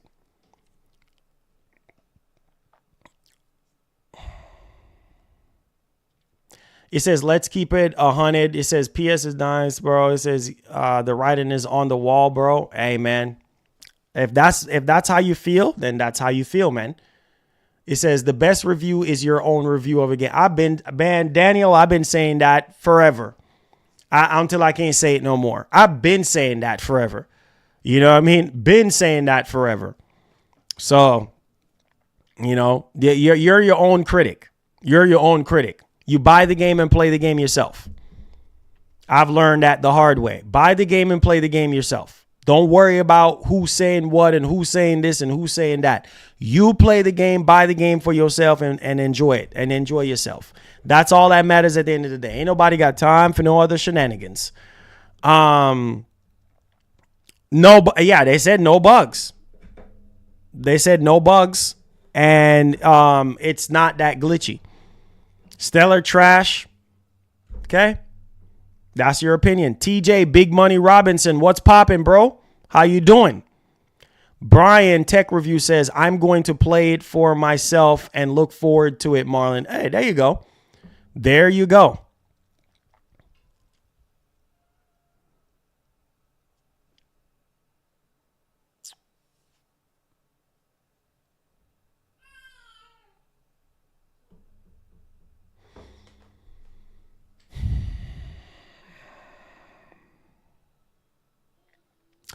He said, only reason why I watch reviews is to have a baseline to go off of and find out generally where the game is at, and what it offers. He says, I don't take the microaggression analysis seriously. Hey, there you go. There you go. There you go. There you go. There you go, man. There you go. I don't know, man. Like I said before, bro, it's just, I don't know, man. That's people. Everybody have an opinion, bro. And that's just the way it is, man. Everybody have an opinion. So it is what it is. It is what it is. Everybody got an opinion. Everybody has an opinion, bro. Everybody has one. It says, let's keep it real, bro. It says Sony PS is dying the leak. Documents provided that the writing is on the wall. Okay. That's your opinion, Retro. So I respect your opinion, my brother. It says, I love the demo. Waiting on my pre-order to arrive. Forget the reviews. Hey, there you go. There you go. It says it's not worth $70, at most $40. To be honest, just wait for the deals. That's my best opinion for everyone. Just wait. I'm sure you're going to be able to find it cheap. That's with any game.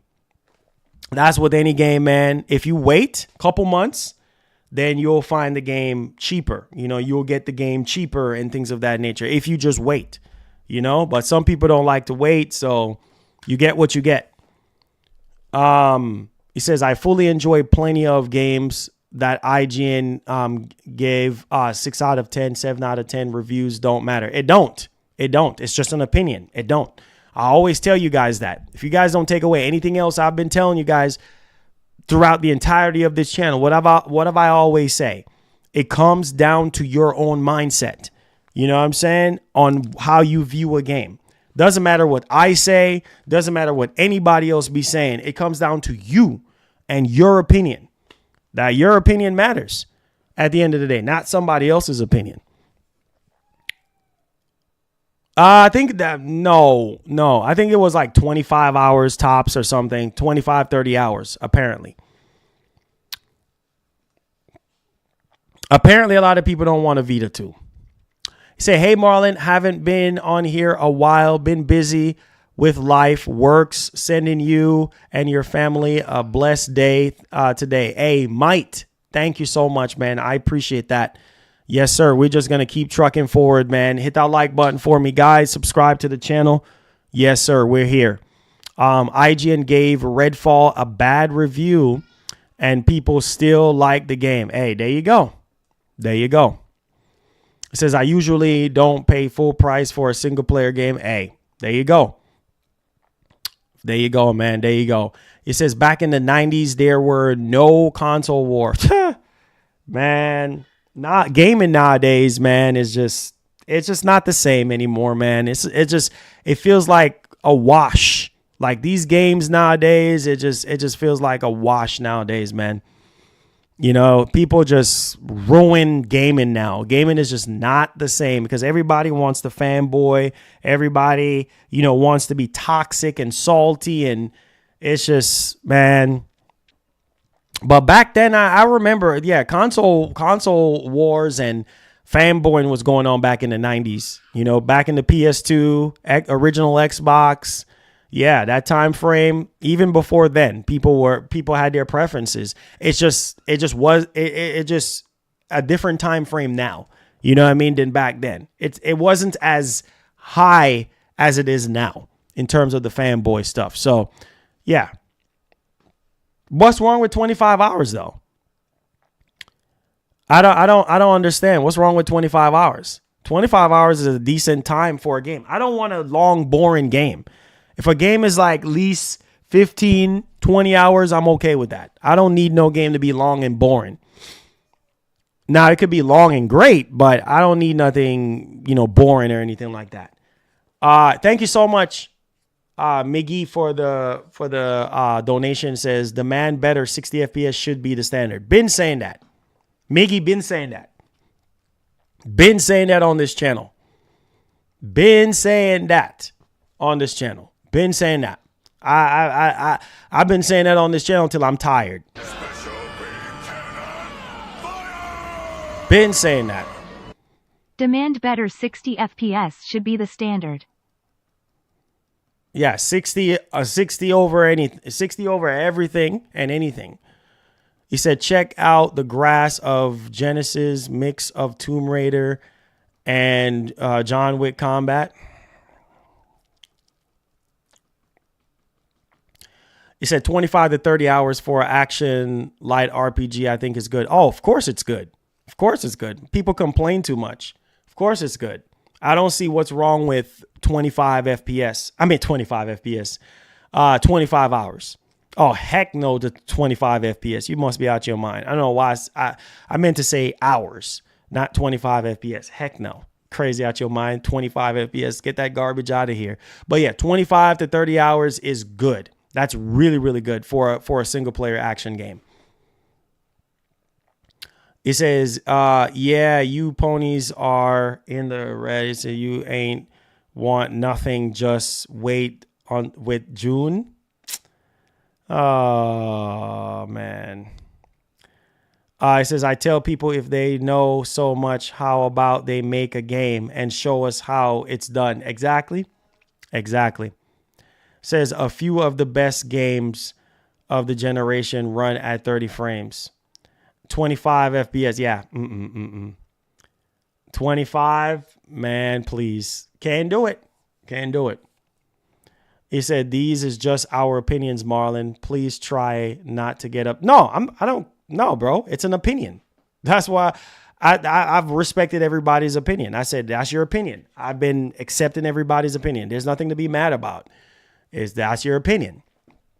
Rhythm, thank you so much for that $20, my man. I appreciate you guys stepping up and supporting the show, man. Everything is optional, but it's a blessing. Thank you so much for your blessing, man. Thank you for the 20. He says, for PC gaming, what are the most games being played at 144 hertz or 244 hertz? Can you see a difference between the two? Yes, you can. There is a difference between 144 and 240. 240 is going to be a whole lot more buttery smooth than 140 hertz. That's just the way it works.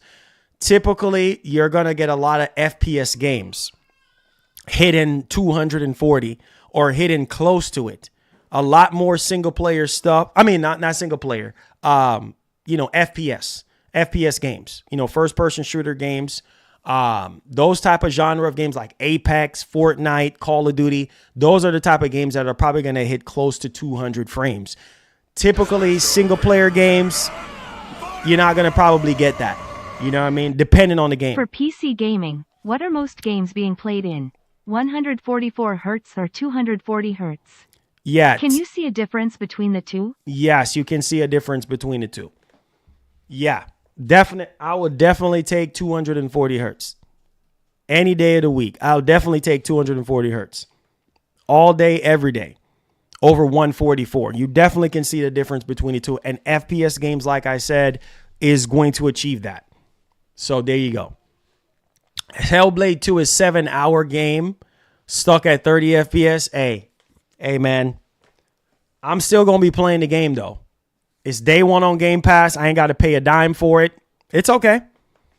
It's okay. That's the beautiful thing about Xbox is that you do get Game Pass. You see what I'm saying? You do get Game Pass. You have Game Pass. You don't have to buy the game, the exclusive games, at full price. That's the beauty about it. That's the beauty about it. So it's all good with me. It could be 5 hours for all I care. You know what I'm saying? That's okay with me. I'm playing it in Game Pass. I'm okay. That's all right. I'm playing it in Game Pass. So, hey, it's all good. I'm not spending $70 for it. You know what I'm saying?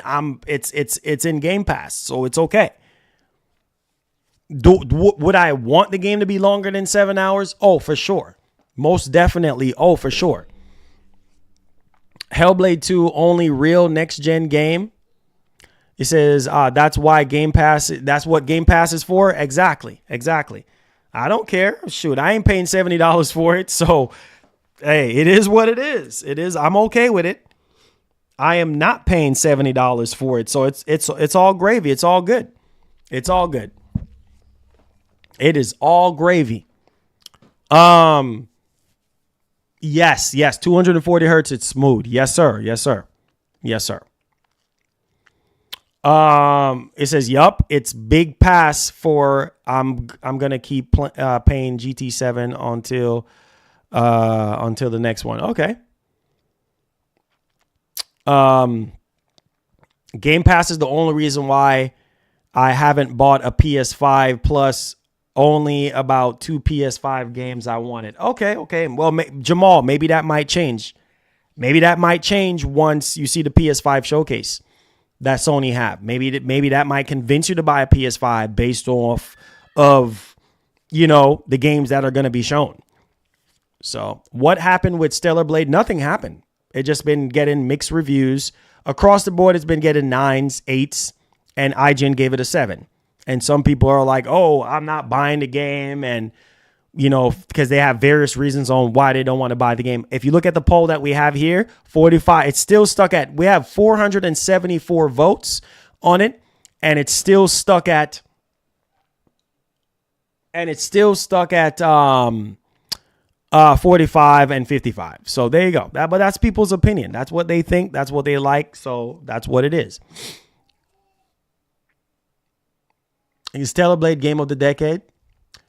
Star Wars Survivors come out tomorrow night. Game Pass. Oh, okay. Well, that's good.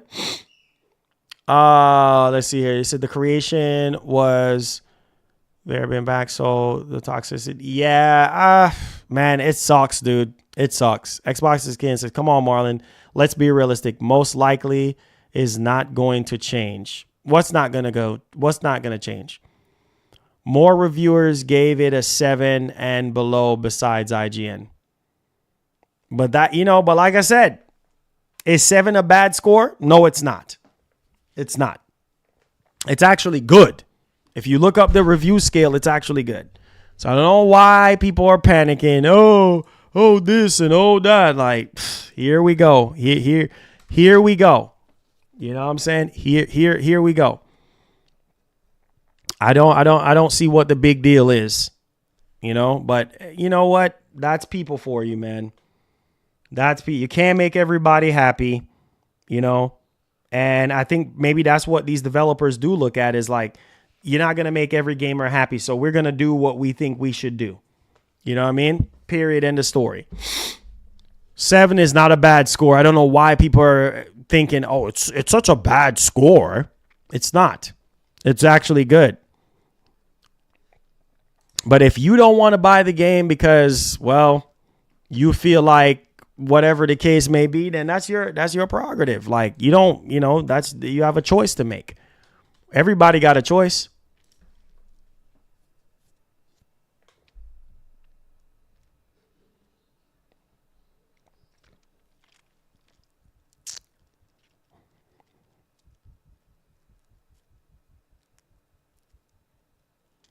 It said, but when Starfield got a 7, it was bad. People need to make up their mind. I know. I know. But people are going to be people, man. I already seen a lot of people say, oh, I'm not buying the game, Marlon. I'm not buying the game. Okay, why are you not buying the game? Oh, because IGN gave it a 7. Okay, well, good for you. Good for you. You know what I mean? Good for you. If you don't want to buy the game because for whatever reason, that's on you. Because of what IGN said, that's on you, man. Be my guest. Do what you do. He says Starfield is trash. Again, that's your opinion. You know, to some people it's not. So, you know, people saying a game is trash, that's their opinion. Can't argue with somebody's opinion. If they say, oh yeah, Marlon, this game is trash, bro. Well, that's your opinion. Bro, I pick up Stellar Blade and $. Okay, for Switch. Loving it so far. Okay. Dragon King, that's what's up, bro. Dragon Blaze, thank you for the 9 months, man. 9 months of amazing content. Keep it up. Dragon Blaze, God bless, bro. Love to hear that. Appreciate that. Yes, sir. Thanks, man. Appreciate that. Awesome to hear. Awesome to hear. You know, you guys are awesome, so I appreciate that. Yeah, we're good, man. We're good. Thank you so much for that support, man. Appreciate it. Stellar Blade is out in 2 more days. 2 more days. 2 more days. 2 more days. Stellar Blade is out in 2 more days. I heard Bethesda London Studios has shut down. So I've been hearing it swirling around. Yeah, I've been hearing that swirling around now. IGN gave Days Gone low scores. Never forget. Oh, yeah. Who cares, man? That's one of the best games I've played in a long time when it came out. And it just goes to show you can't listen to reviews, man. It's over 9,000. You can't listen to reviews, man. You know what I'm saying? You can't listen to reviews. You just got to play the game for yourself. That's what people always tell me, bro. Play the game for yourself. Play the game for yourself. That's the key at the end of the day. Play it for yourself. Can't worry about what the next man think or what the next man is saying. Play the game for yourself, because at the end of the day, the only opinion matters is your own opinion. Nobody else's. I always tell you guys that. Can't say I don't tell y'all. Because you might buy the game from somebody else's opinion and you might not like it. You know what I mean? You might say, oh, man, this is trash. You know what I'm saying? But hey, the game comes out Friday, so we'll see, man. We'll see. We'll see. People who are going to buy the game is going to buy the game. Regardless of what anybody say, hey, they're going to buy the game. Hey, Marlon, I'm buying it. Hey, that's cool, bro. Go buy the game. You know, that's cool. Do your thing. Hey, Marlon, I'm not buying the game. Okay, that's fine. That's fine too. You know, play it for yourself, see how you like the game, and take it from there. Who cares what anybody else have to say? It matters on what you think about the game. You know what I mean? Period. End of story. It said Xbox fans should play Stellar Blade before judging. Xbox fans is going to be on Xbox side regardless of the fact. You know what I mean? If it's an Xbox game, they're going to defend it. If it's a PlayStation game, they're going to rip it apart. You know, only a select few Xbox fans that have multiple consoles, like they do have a PS5, might just go ahead and play the game and not be so salty about every single thing and join in the crowd. So there you go on that one. That's why I don't have time for the fanboy nonsense. I don't have time for it. But hey, to each their own. You play what you play, like what you like. You know, nobody's stopping you. You know, you like what you like, play what you play.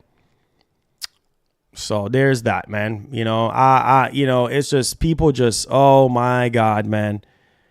Time and time again, it never seems to fail. Oh yeah, Days Gone is a classic for sure. Definitely a classic for sure. Time and time again, you hear and you see the same thing over and over again. Oh, this, oh, Marlon, oh, this and that and this and that. Like, who freaking cares? You know, just people was knocking Days Gone. Oh, Marlon, Days Gone is trash. Okay, well, that's your opinion. You know what I mean? That's your opinion. Like, if Days Gone was really utter garbage, guess what? A lot of people wouldn't be buying it. A lot of people wouldn't be buying it if that was the case. They wouldn't be buying the game or bought the game, you know, or demanding a sequel or whatever, you know, like it just the way it is.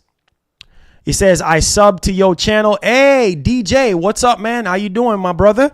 Thank you so much for subscribing to the channel, man. Make sure you hit that post notification bell. Welcome to the stream, man. Thank you so much for the support. Welcome aboard. We cover PlayStation, Xbox, and PC content here. So something a little bit for everybody. Plus, we do day one reviews as well. Welcome, man. Thank you so much for the love. Appreciate that. It says, I thought Xbox has no games. Can't say that no more. That's null and void now. Can't say that no more. Can't say Xbox ain't got no games because that is far from the truth. Yeah. You can't say, oh, Xbox ain't got no games. Oh, really? Is that the truth? Is that really the truth? Can't say that no more. They got games. It might not be games that you want to play, but they got games, bro. They got games. Okay? They got plenty of games. All right. So say whatever you want to say. You could be salty about Xbox all you want. They got games now. And you could be still mad about them putting their games on PlayStation and Switch. Be mad because they're going to do whatever they're going to do, regardless if you mad or not. So you could say whatever you want to say. I'm just saying.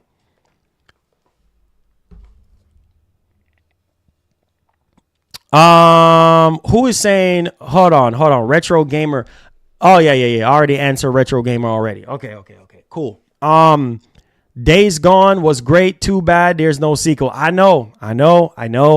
It sucks, man. It sucks. No sequel. Golly. And my wife, she played the crap out of Days Gone. I remember after she finished the game, she went back again and played the game. And she loved it. She loved the game, every inch of it, I'm pretty sure she would be super duper excited right now if I tell her, hey, they're working on a Days Gone 2. What? Let's go. It's a shame. Xbox has no games. That's what the ponies told me. Oh, are y'all really going to listen to PlayStation fans? Oh, Lord, have mercy. Of course, they're going to say Xbox ain't got no games. Of course, they're going to say Xbox ain't got no games. Is that true? No, it's not. So we don't need to be listening to people. We need to look at things for ourselves. Like, man, people say a whole lot of nonsense. You know what I mean? Oh, this and oh, that. But is it true? No, it's not. Half the stuff that people be saying, man, ain't true. Ain't true. I ain't listening to people, man. Don't listen to nobody. Play the game for yourself. Play the game for yourself. Period. Yeah, don't listen to PlayStation fans, bro. Don't listen to any fan base talking about the other fan base ain't got no games. Like, they got games now. Oh, Avowed, yeah, Avowed is there. You know what I mean? Like, it's just, man, don't listen to any fan base. Just play the game that you want to play. Support the company that you want to support. Don't matter. Doesn't matter. Yes, there's a demo for Stellar Blade. Go play the demo before you make a purchase.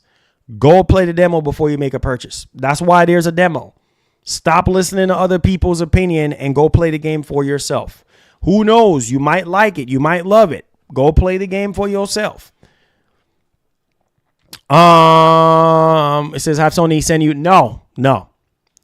It says, yeah, there's a demo. Exactly. There's a demo. Go play the game for yourself. He says, I wonder why Xbox games are charting on PS. Yeah, but they ain't got no games though. He says, man, we need Until Dawn 2. Yeah, wait.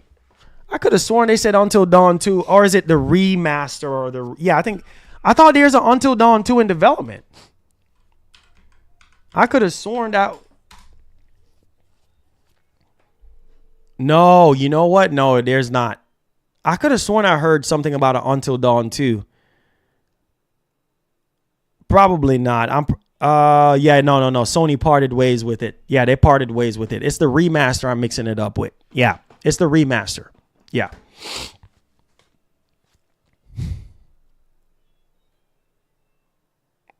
Yeah, it's a remaster. Yeah, it's a remaster. Says I like to see a Fighting Force remake. Oh yeah, Fighting Force. Yeah. Until Dawn TV show or movie. I mean, the game is basically a movie. He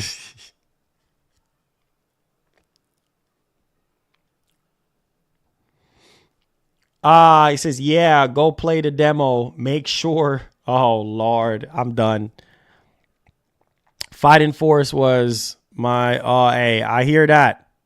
It says I'm one of those people that only play older games. I understand that. And that was going into this generation for a lot of people. That was a major selling point to the PS5, you know, was backwards compatibility. Backwards compatibility was a huge selling point for a lot of people.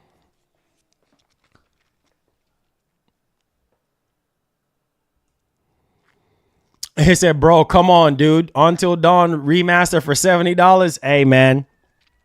Apparently, they're redoing it with Unreal Engine 5. But, hey, your mileage may vary on that one, bro. Your mileage may vary on that one. You know, like everybody is different. Some people will pay $70 for a remaster. If it's quality, if the quality is there and it looks really, really good, then there you go. Then people don't have a problem spending $70 on a remake or a remaster. If they're getting the value out of it, they absolutely don't care. They absolutely don't care. So I mean, there you have it, man. I thought PS players don't play all games. Yeah. PlayStation players love backwards compatibility, love playing old games. Get ready for more PS exclusives going to PC day and date. Hey, I'm already prepared, my brother. I'm already prepared. I'm ready to go. I am ready to go, baby. I already got a dedicated gaming PC. Thank God. Thank King Jesus on that one, that we were able to build a gaming PC. I'm ready for the future. I am prepared for the future. I'm ready. While everybody is saying whatever they're saying and blah, blah, blah, I don't care. I am well prepared for the future when it comes to Sony and Microsoft putting more and more games. So, hey, that's it, man. That's it. I have options. I can play on Xbox if I want to, or I can play on PlayStation if I want to. If Microsoft comes out with another Xbox, I'll buy it. I'll play it. I'll review it on the channel. Sony, I have my PS5. I can play whatever game I want. If it's a game that comes out on PC and I want to experience higher frame rate, higher resolution, maybe on an ultra wide monitor in the future, hey, let's go. Let's get it popping. And that's more content for you guys. I'm not worried about all that other nonsense, all that rah, rah, rah. Hey, it don't matter to me. Don't care. You see what I'm saying? Prepare yourself because Sony is going to be more aggressive than ever.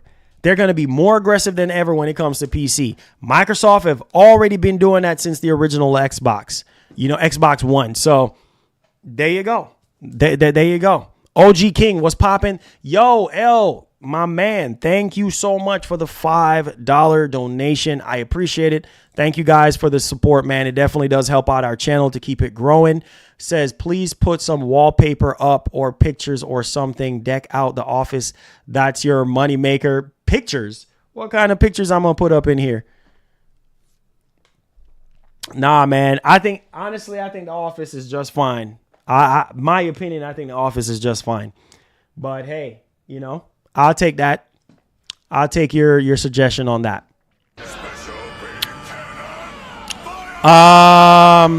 He said PC will be getting. Please put some wallpaper up or pictures or something. Deck out the office. That's your moneymaker. It says let's keep it 100. Sony don't really have no more games coming until next. We don't know that. We don't know that, man. We have to wait until the PS5 showcase happen. Once we get that PS5 showcase, then we can cast judgment from there. We don't know that. We don't know that to be true. We don't know that to be true.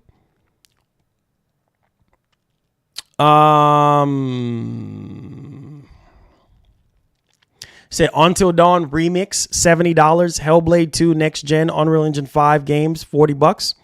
He says, I've been playing WWE SmackDown. Here comes the pain. Oh, yeah. WWE SmackDown. Here comes the pain. Man, hold up, bro. That was classic. That was like, what, PS2? That was PS2. That was PS2. Yeah, man. PS2 was so legendary, man. I don't know how many times I have to stress it and say it. PS2 was just ahead of its time. Ahead of its time, ahead of its time, ahead of its time, ahead of its time. Can't stress it enough, man. Cannot stress it enough. That game was ahead of its time. So, yeah, there you go. There you go. There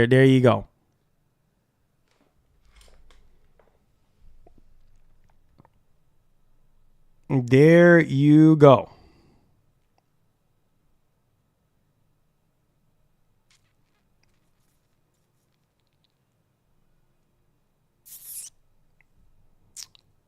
Was ahead of its time.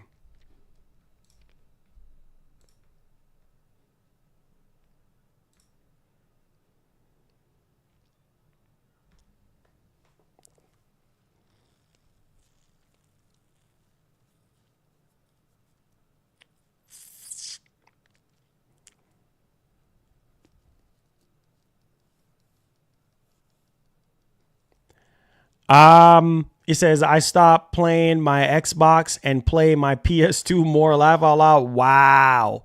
Hey, man, I completely understand that. Everybody got their preferences, you know? Everybody got their preferences. People like what they like. So you play what you like, man. You know? Some people prefer Xbox. Some people prefer PlayStation. Some people prefer, you know, all different type of things. So it does a different type of games, consoles, whatever. You like what you like, man. You like what you like. So play what you want to play, like what you like. Simple as that. And have a great time, you know? There's so many games, so many consoles to experience, you know? So, hey, to each their own, man. Says, I still play my Wii. There you go.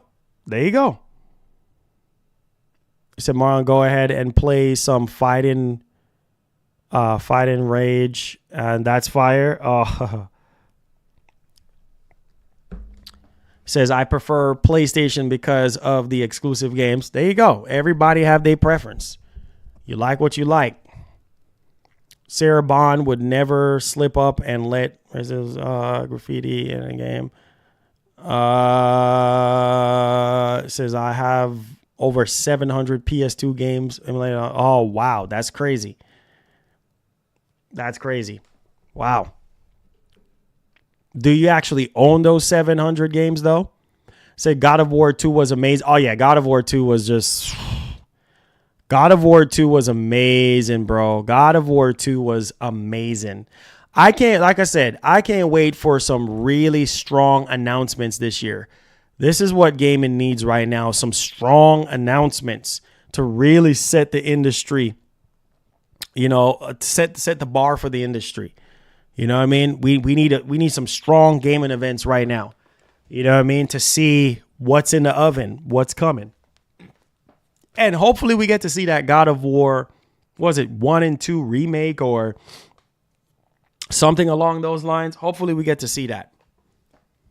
I mean, we'll see if we get that. It says Sony lies about what brand has most momentum.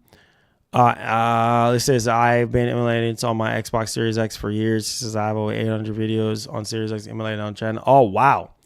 Okay, Retro. You've been doing your thing, I see, huh? Okay.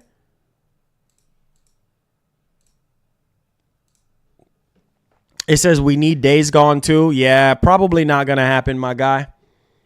Yeah, just like Killzone. Probably not going to happen. Like, it is what it is. I've always said it, man. It is what it is. You know, like, you're probably not going to get that. You know, you're probably not going to get that, my man. That's just the way it is. You know, there's a lot of games out there that we just not going to get. And we just have to deal with it.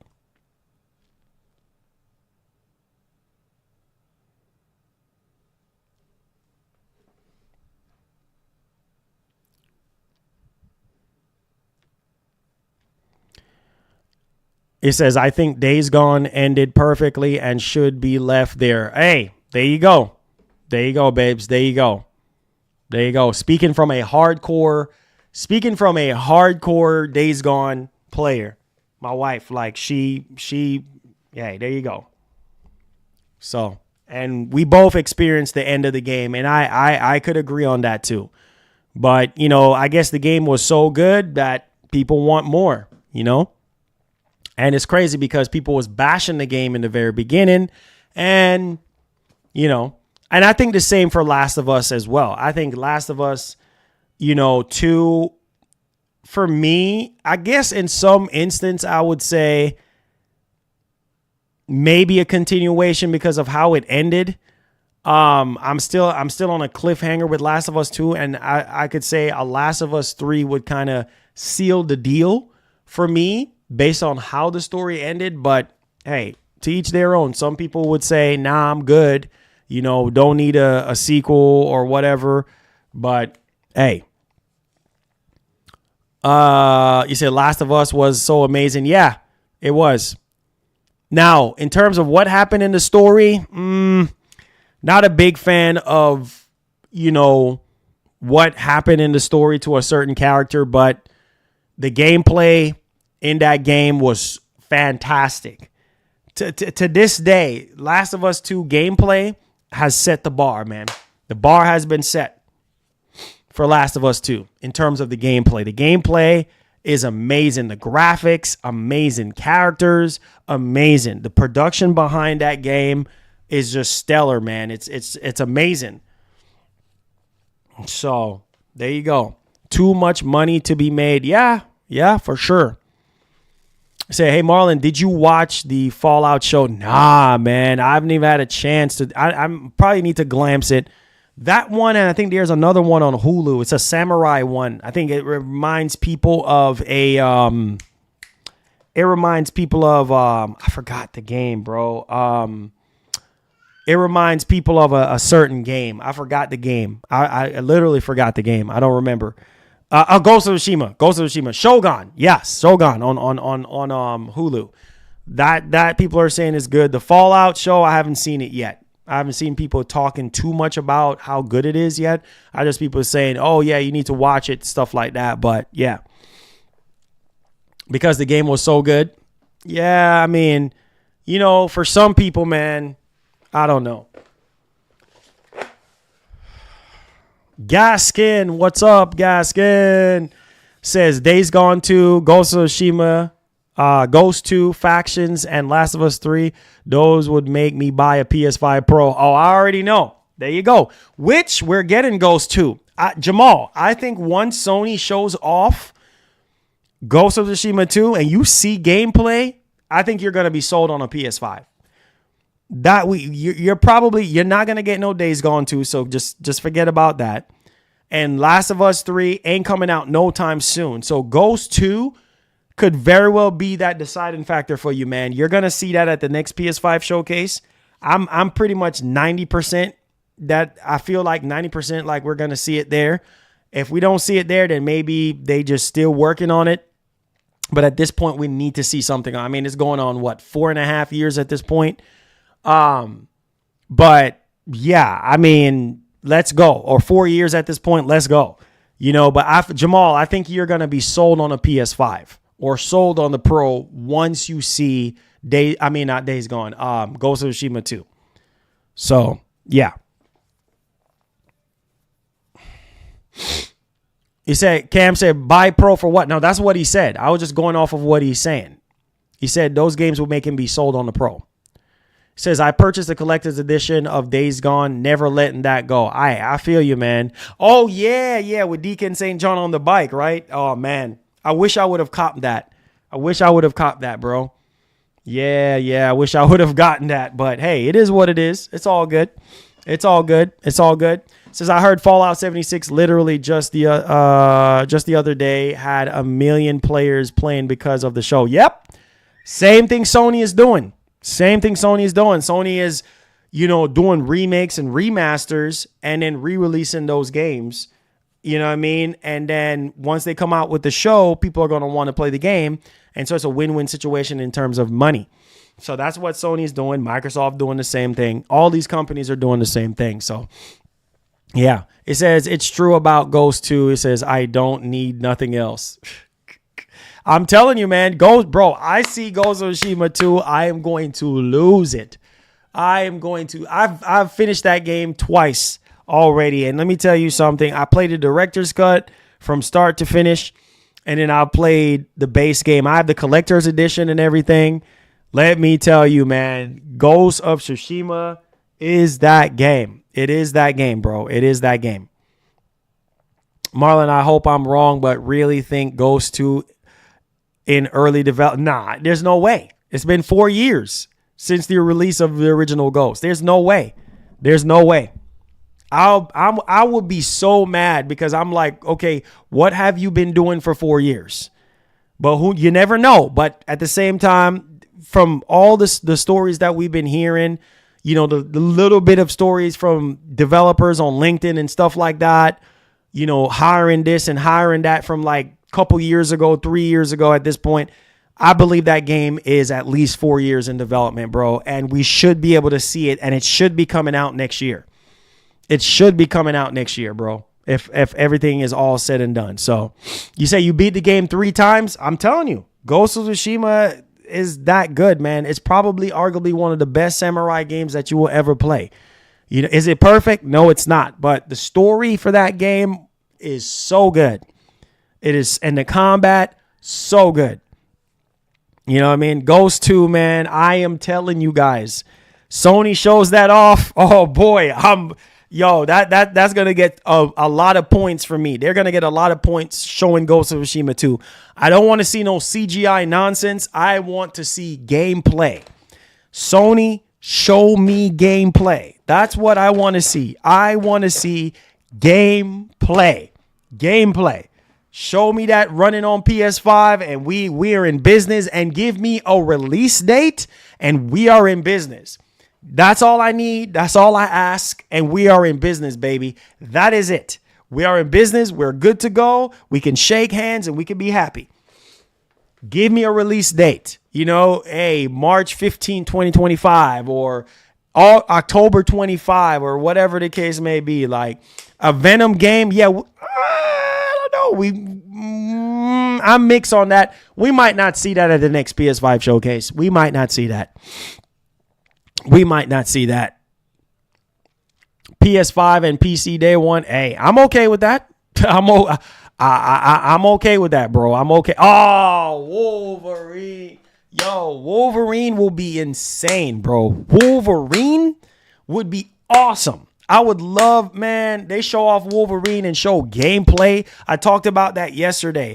Show off Wolverine and show me gameplay and we're not going to get a release date for Wolverine because it's further out, but at least give us a release window like 2026, 2027, or whatever the case may be. But Wolverine is going to be, bro, I don't think we're getting Wolverine though. I'm 50-50 on Wolverine at the PS5 showcase, but we need to see it.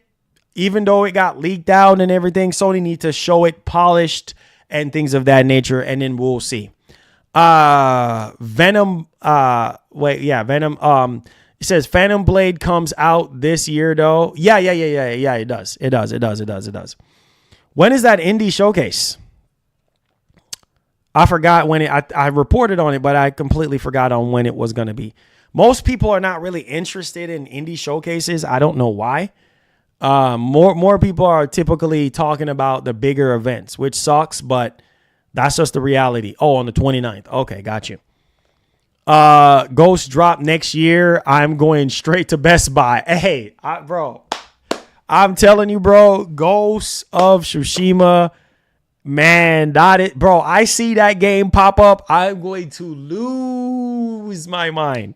That is a reaction that you guys are going to get that I'm going to lose it. I'll lose it, man. I can't wait. For Ghost of Tsushima 2. I'm going to lose. Legends. If you guys go back on my channel, you guys will see that we have played Ghost of Tsushima Legends on this channel numerous times with a lot of the sponsors. We have played, or members, I should say. We have played the story. We played Iki Island. Love Ghost of, man. game is amazing, bro. One of Sucker Punch's best work yet, next to Sly Cooper. It says, when is the PlayStation Showcase? It is rumored to be May. It's rumored to be next month. So we'll see. Things are subject to change. I mean, Sony had a showcase last year, a PS5 showcase last year. May they had a PS5 showcase. So we'll see. We'll see if we get another PS5 showcase this year in May. That would be awesome, because that would mean that they'll be going before Microsoft, because Microsoft is going down June 9th, I believe. Somebody correct me if I'm wrong in the chat. But yeah, June 9th is when the showcase is going to be happening for Xbox. And then May apparently is when Sony is rumored to be having a PS5 showcase. So we'll see, man. But man, oh man, that goes to that SOCOM, man. That will be the perfect time to show off SOCOM again. But it's probably not going to happen. So Sony isn't having a PS showcase, bro. It's over for that. Hey, we'll see, man. We're just in April. You know, we still got a whole rest of the year left. So we'll see what happens. Can't cast judgment without facts. So we'll see.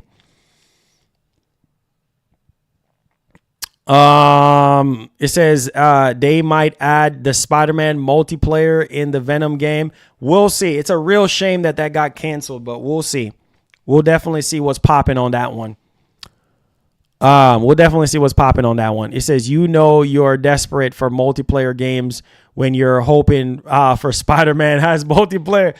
Hey, man. But the crazy part is, man, I've said even the same thing with Helldivers. I've said, people need to embrace Helldivers, because one of the biggest things that people complain about this generation is that the PS5 don't have a lot of its own multiplayer games. And Sony is sitting on a lot of multiplayer games. But who knows? Maybe Sony can look at Helldivers 2 and be like, you know what? Yep, we need to do more. You know what I mean? We need to do more of multiplayer games for PS5. PS dropped the ball. This is by releasing Wolverine close to the movie. By not releasing it close to them.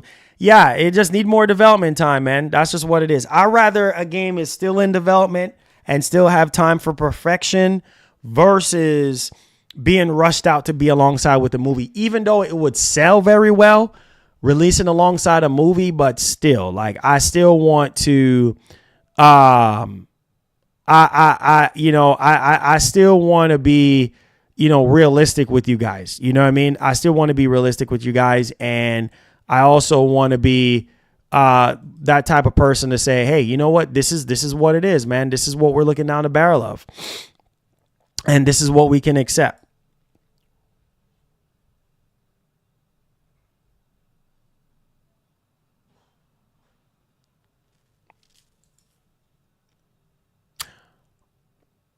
Okay. I understand that. I understand. I completely understand that.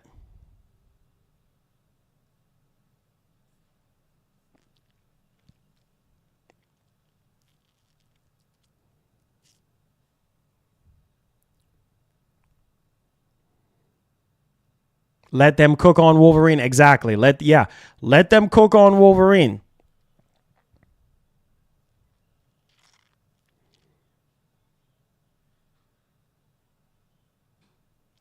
Let them cook on Wolverine. Let them cook on Wolverine, bro. That's all I ask. Let them cook on Wolverine. Let them cook on Wolverine. That's all I ask. Let them cook. But anyway, guys, thank y'all so much for the support. I appreciate y'all coming through today. Make sure you guys hit that like button for me and hit that share button. It's definitely appreciated. And I'm not going to keep up you guys that long or anything like that. We are 14 minutes over our time here. Just wanted to come on here and talk to you guys about Stellar Blade reviews and what's been popping on that. But I appreciate y'all. Keep it locked here. Make sure you turn on the post notification bell. Stellar Blade does drop on Friday. 58% of you guys are saying that you're going to be purchasing the game, so that's good. Okay.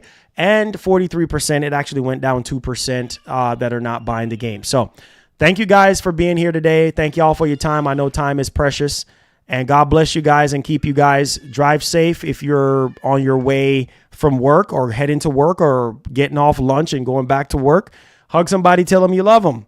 And God bless you guys. Put God first, everything last, and peace. I love you guys. And just remember to hit that like button.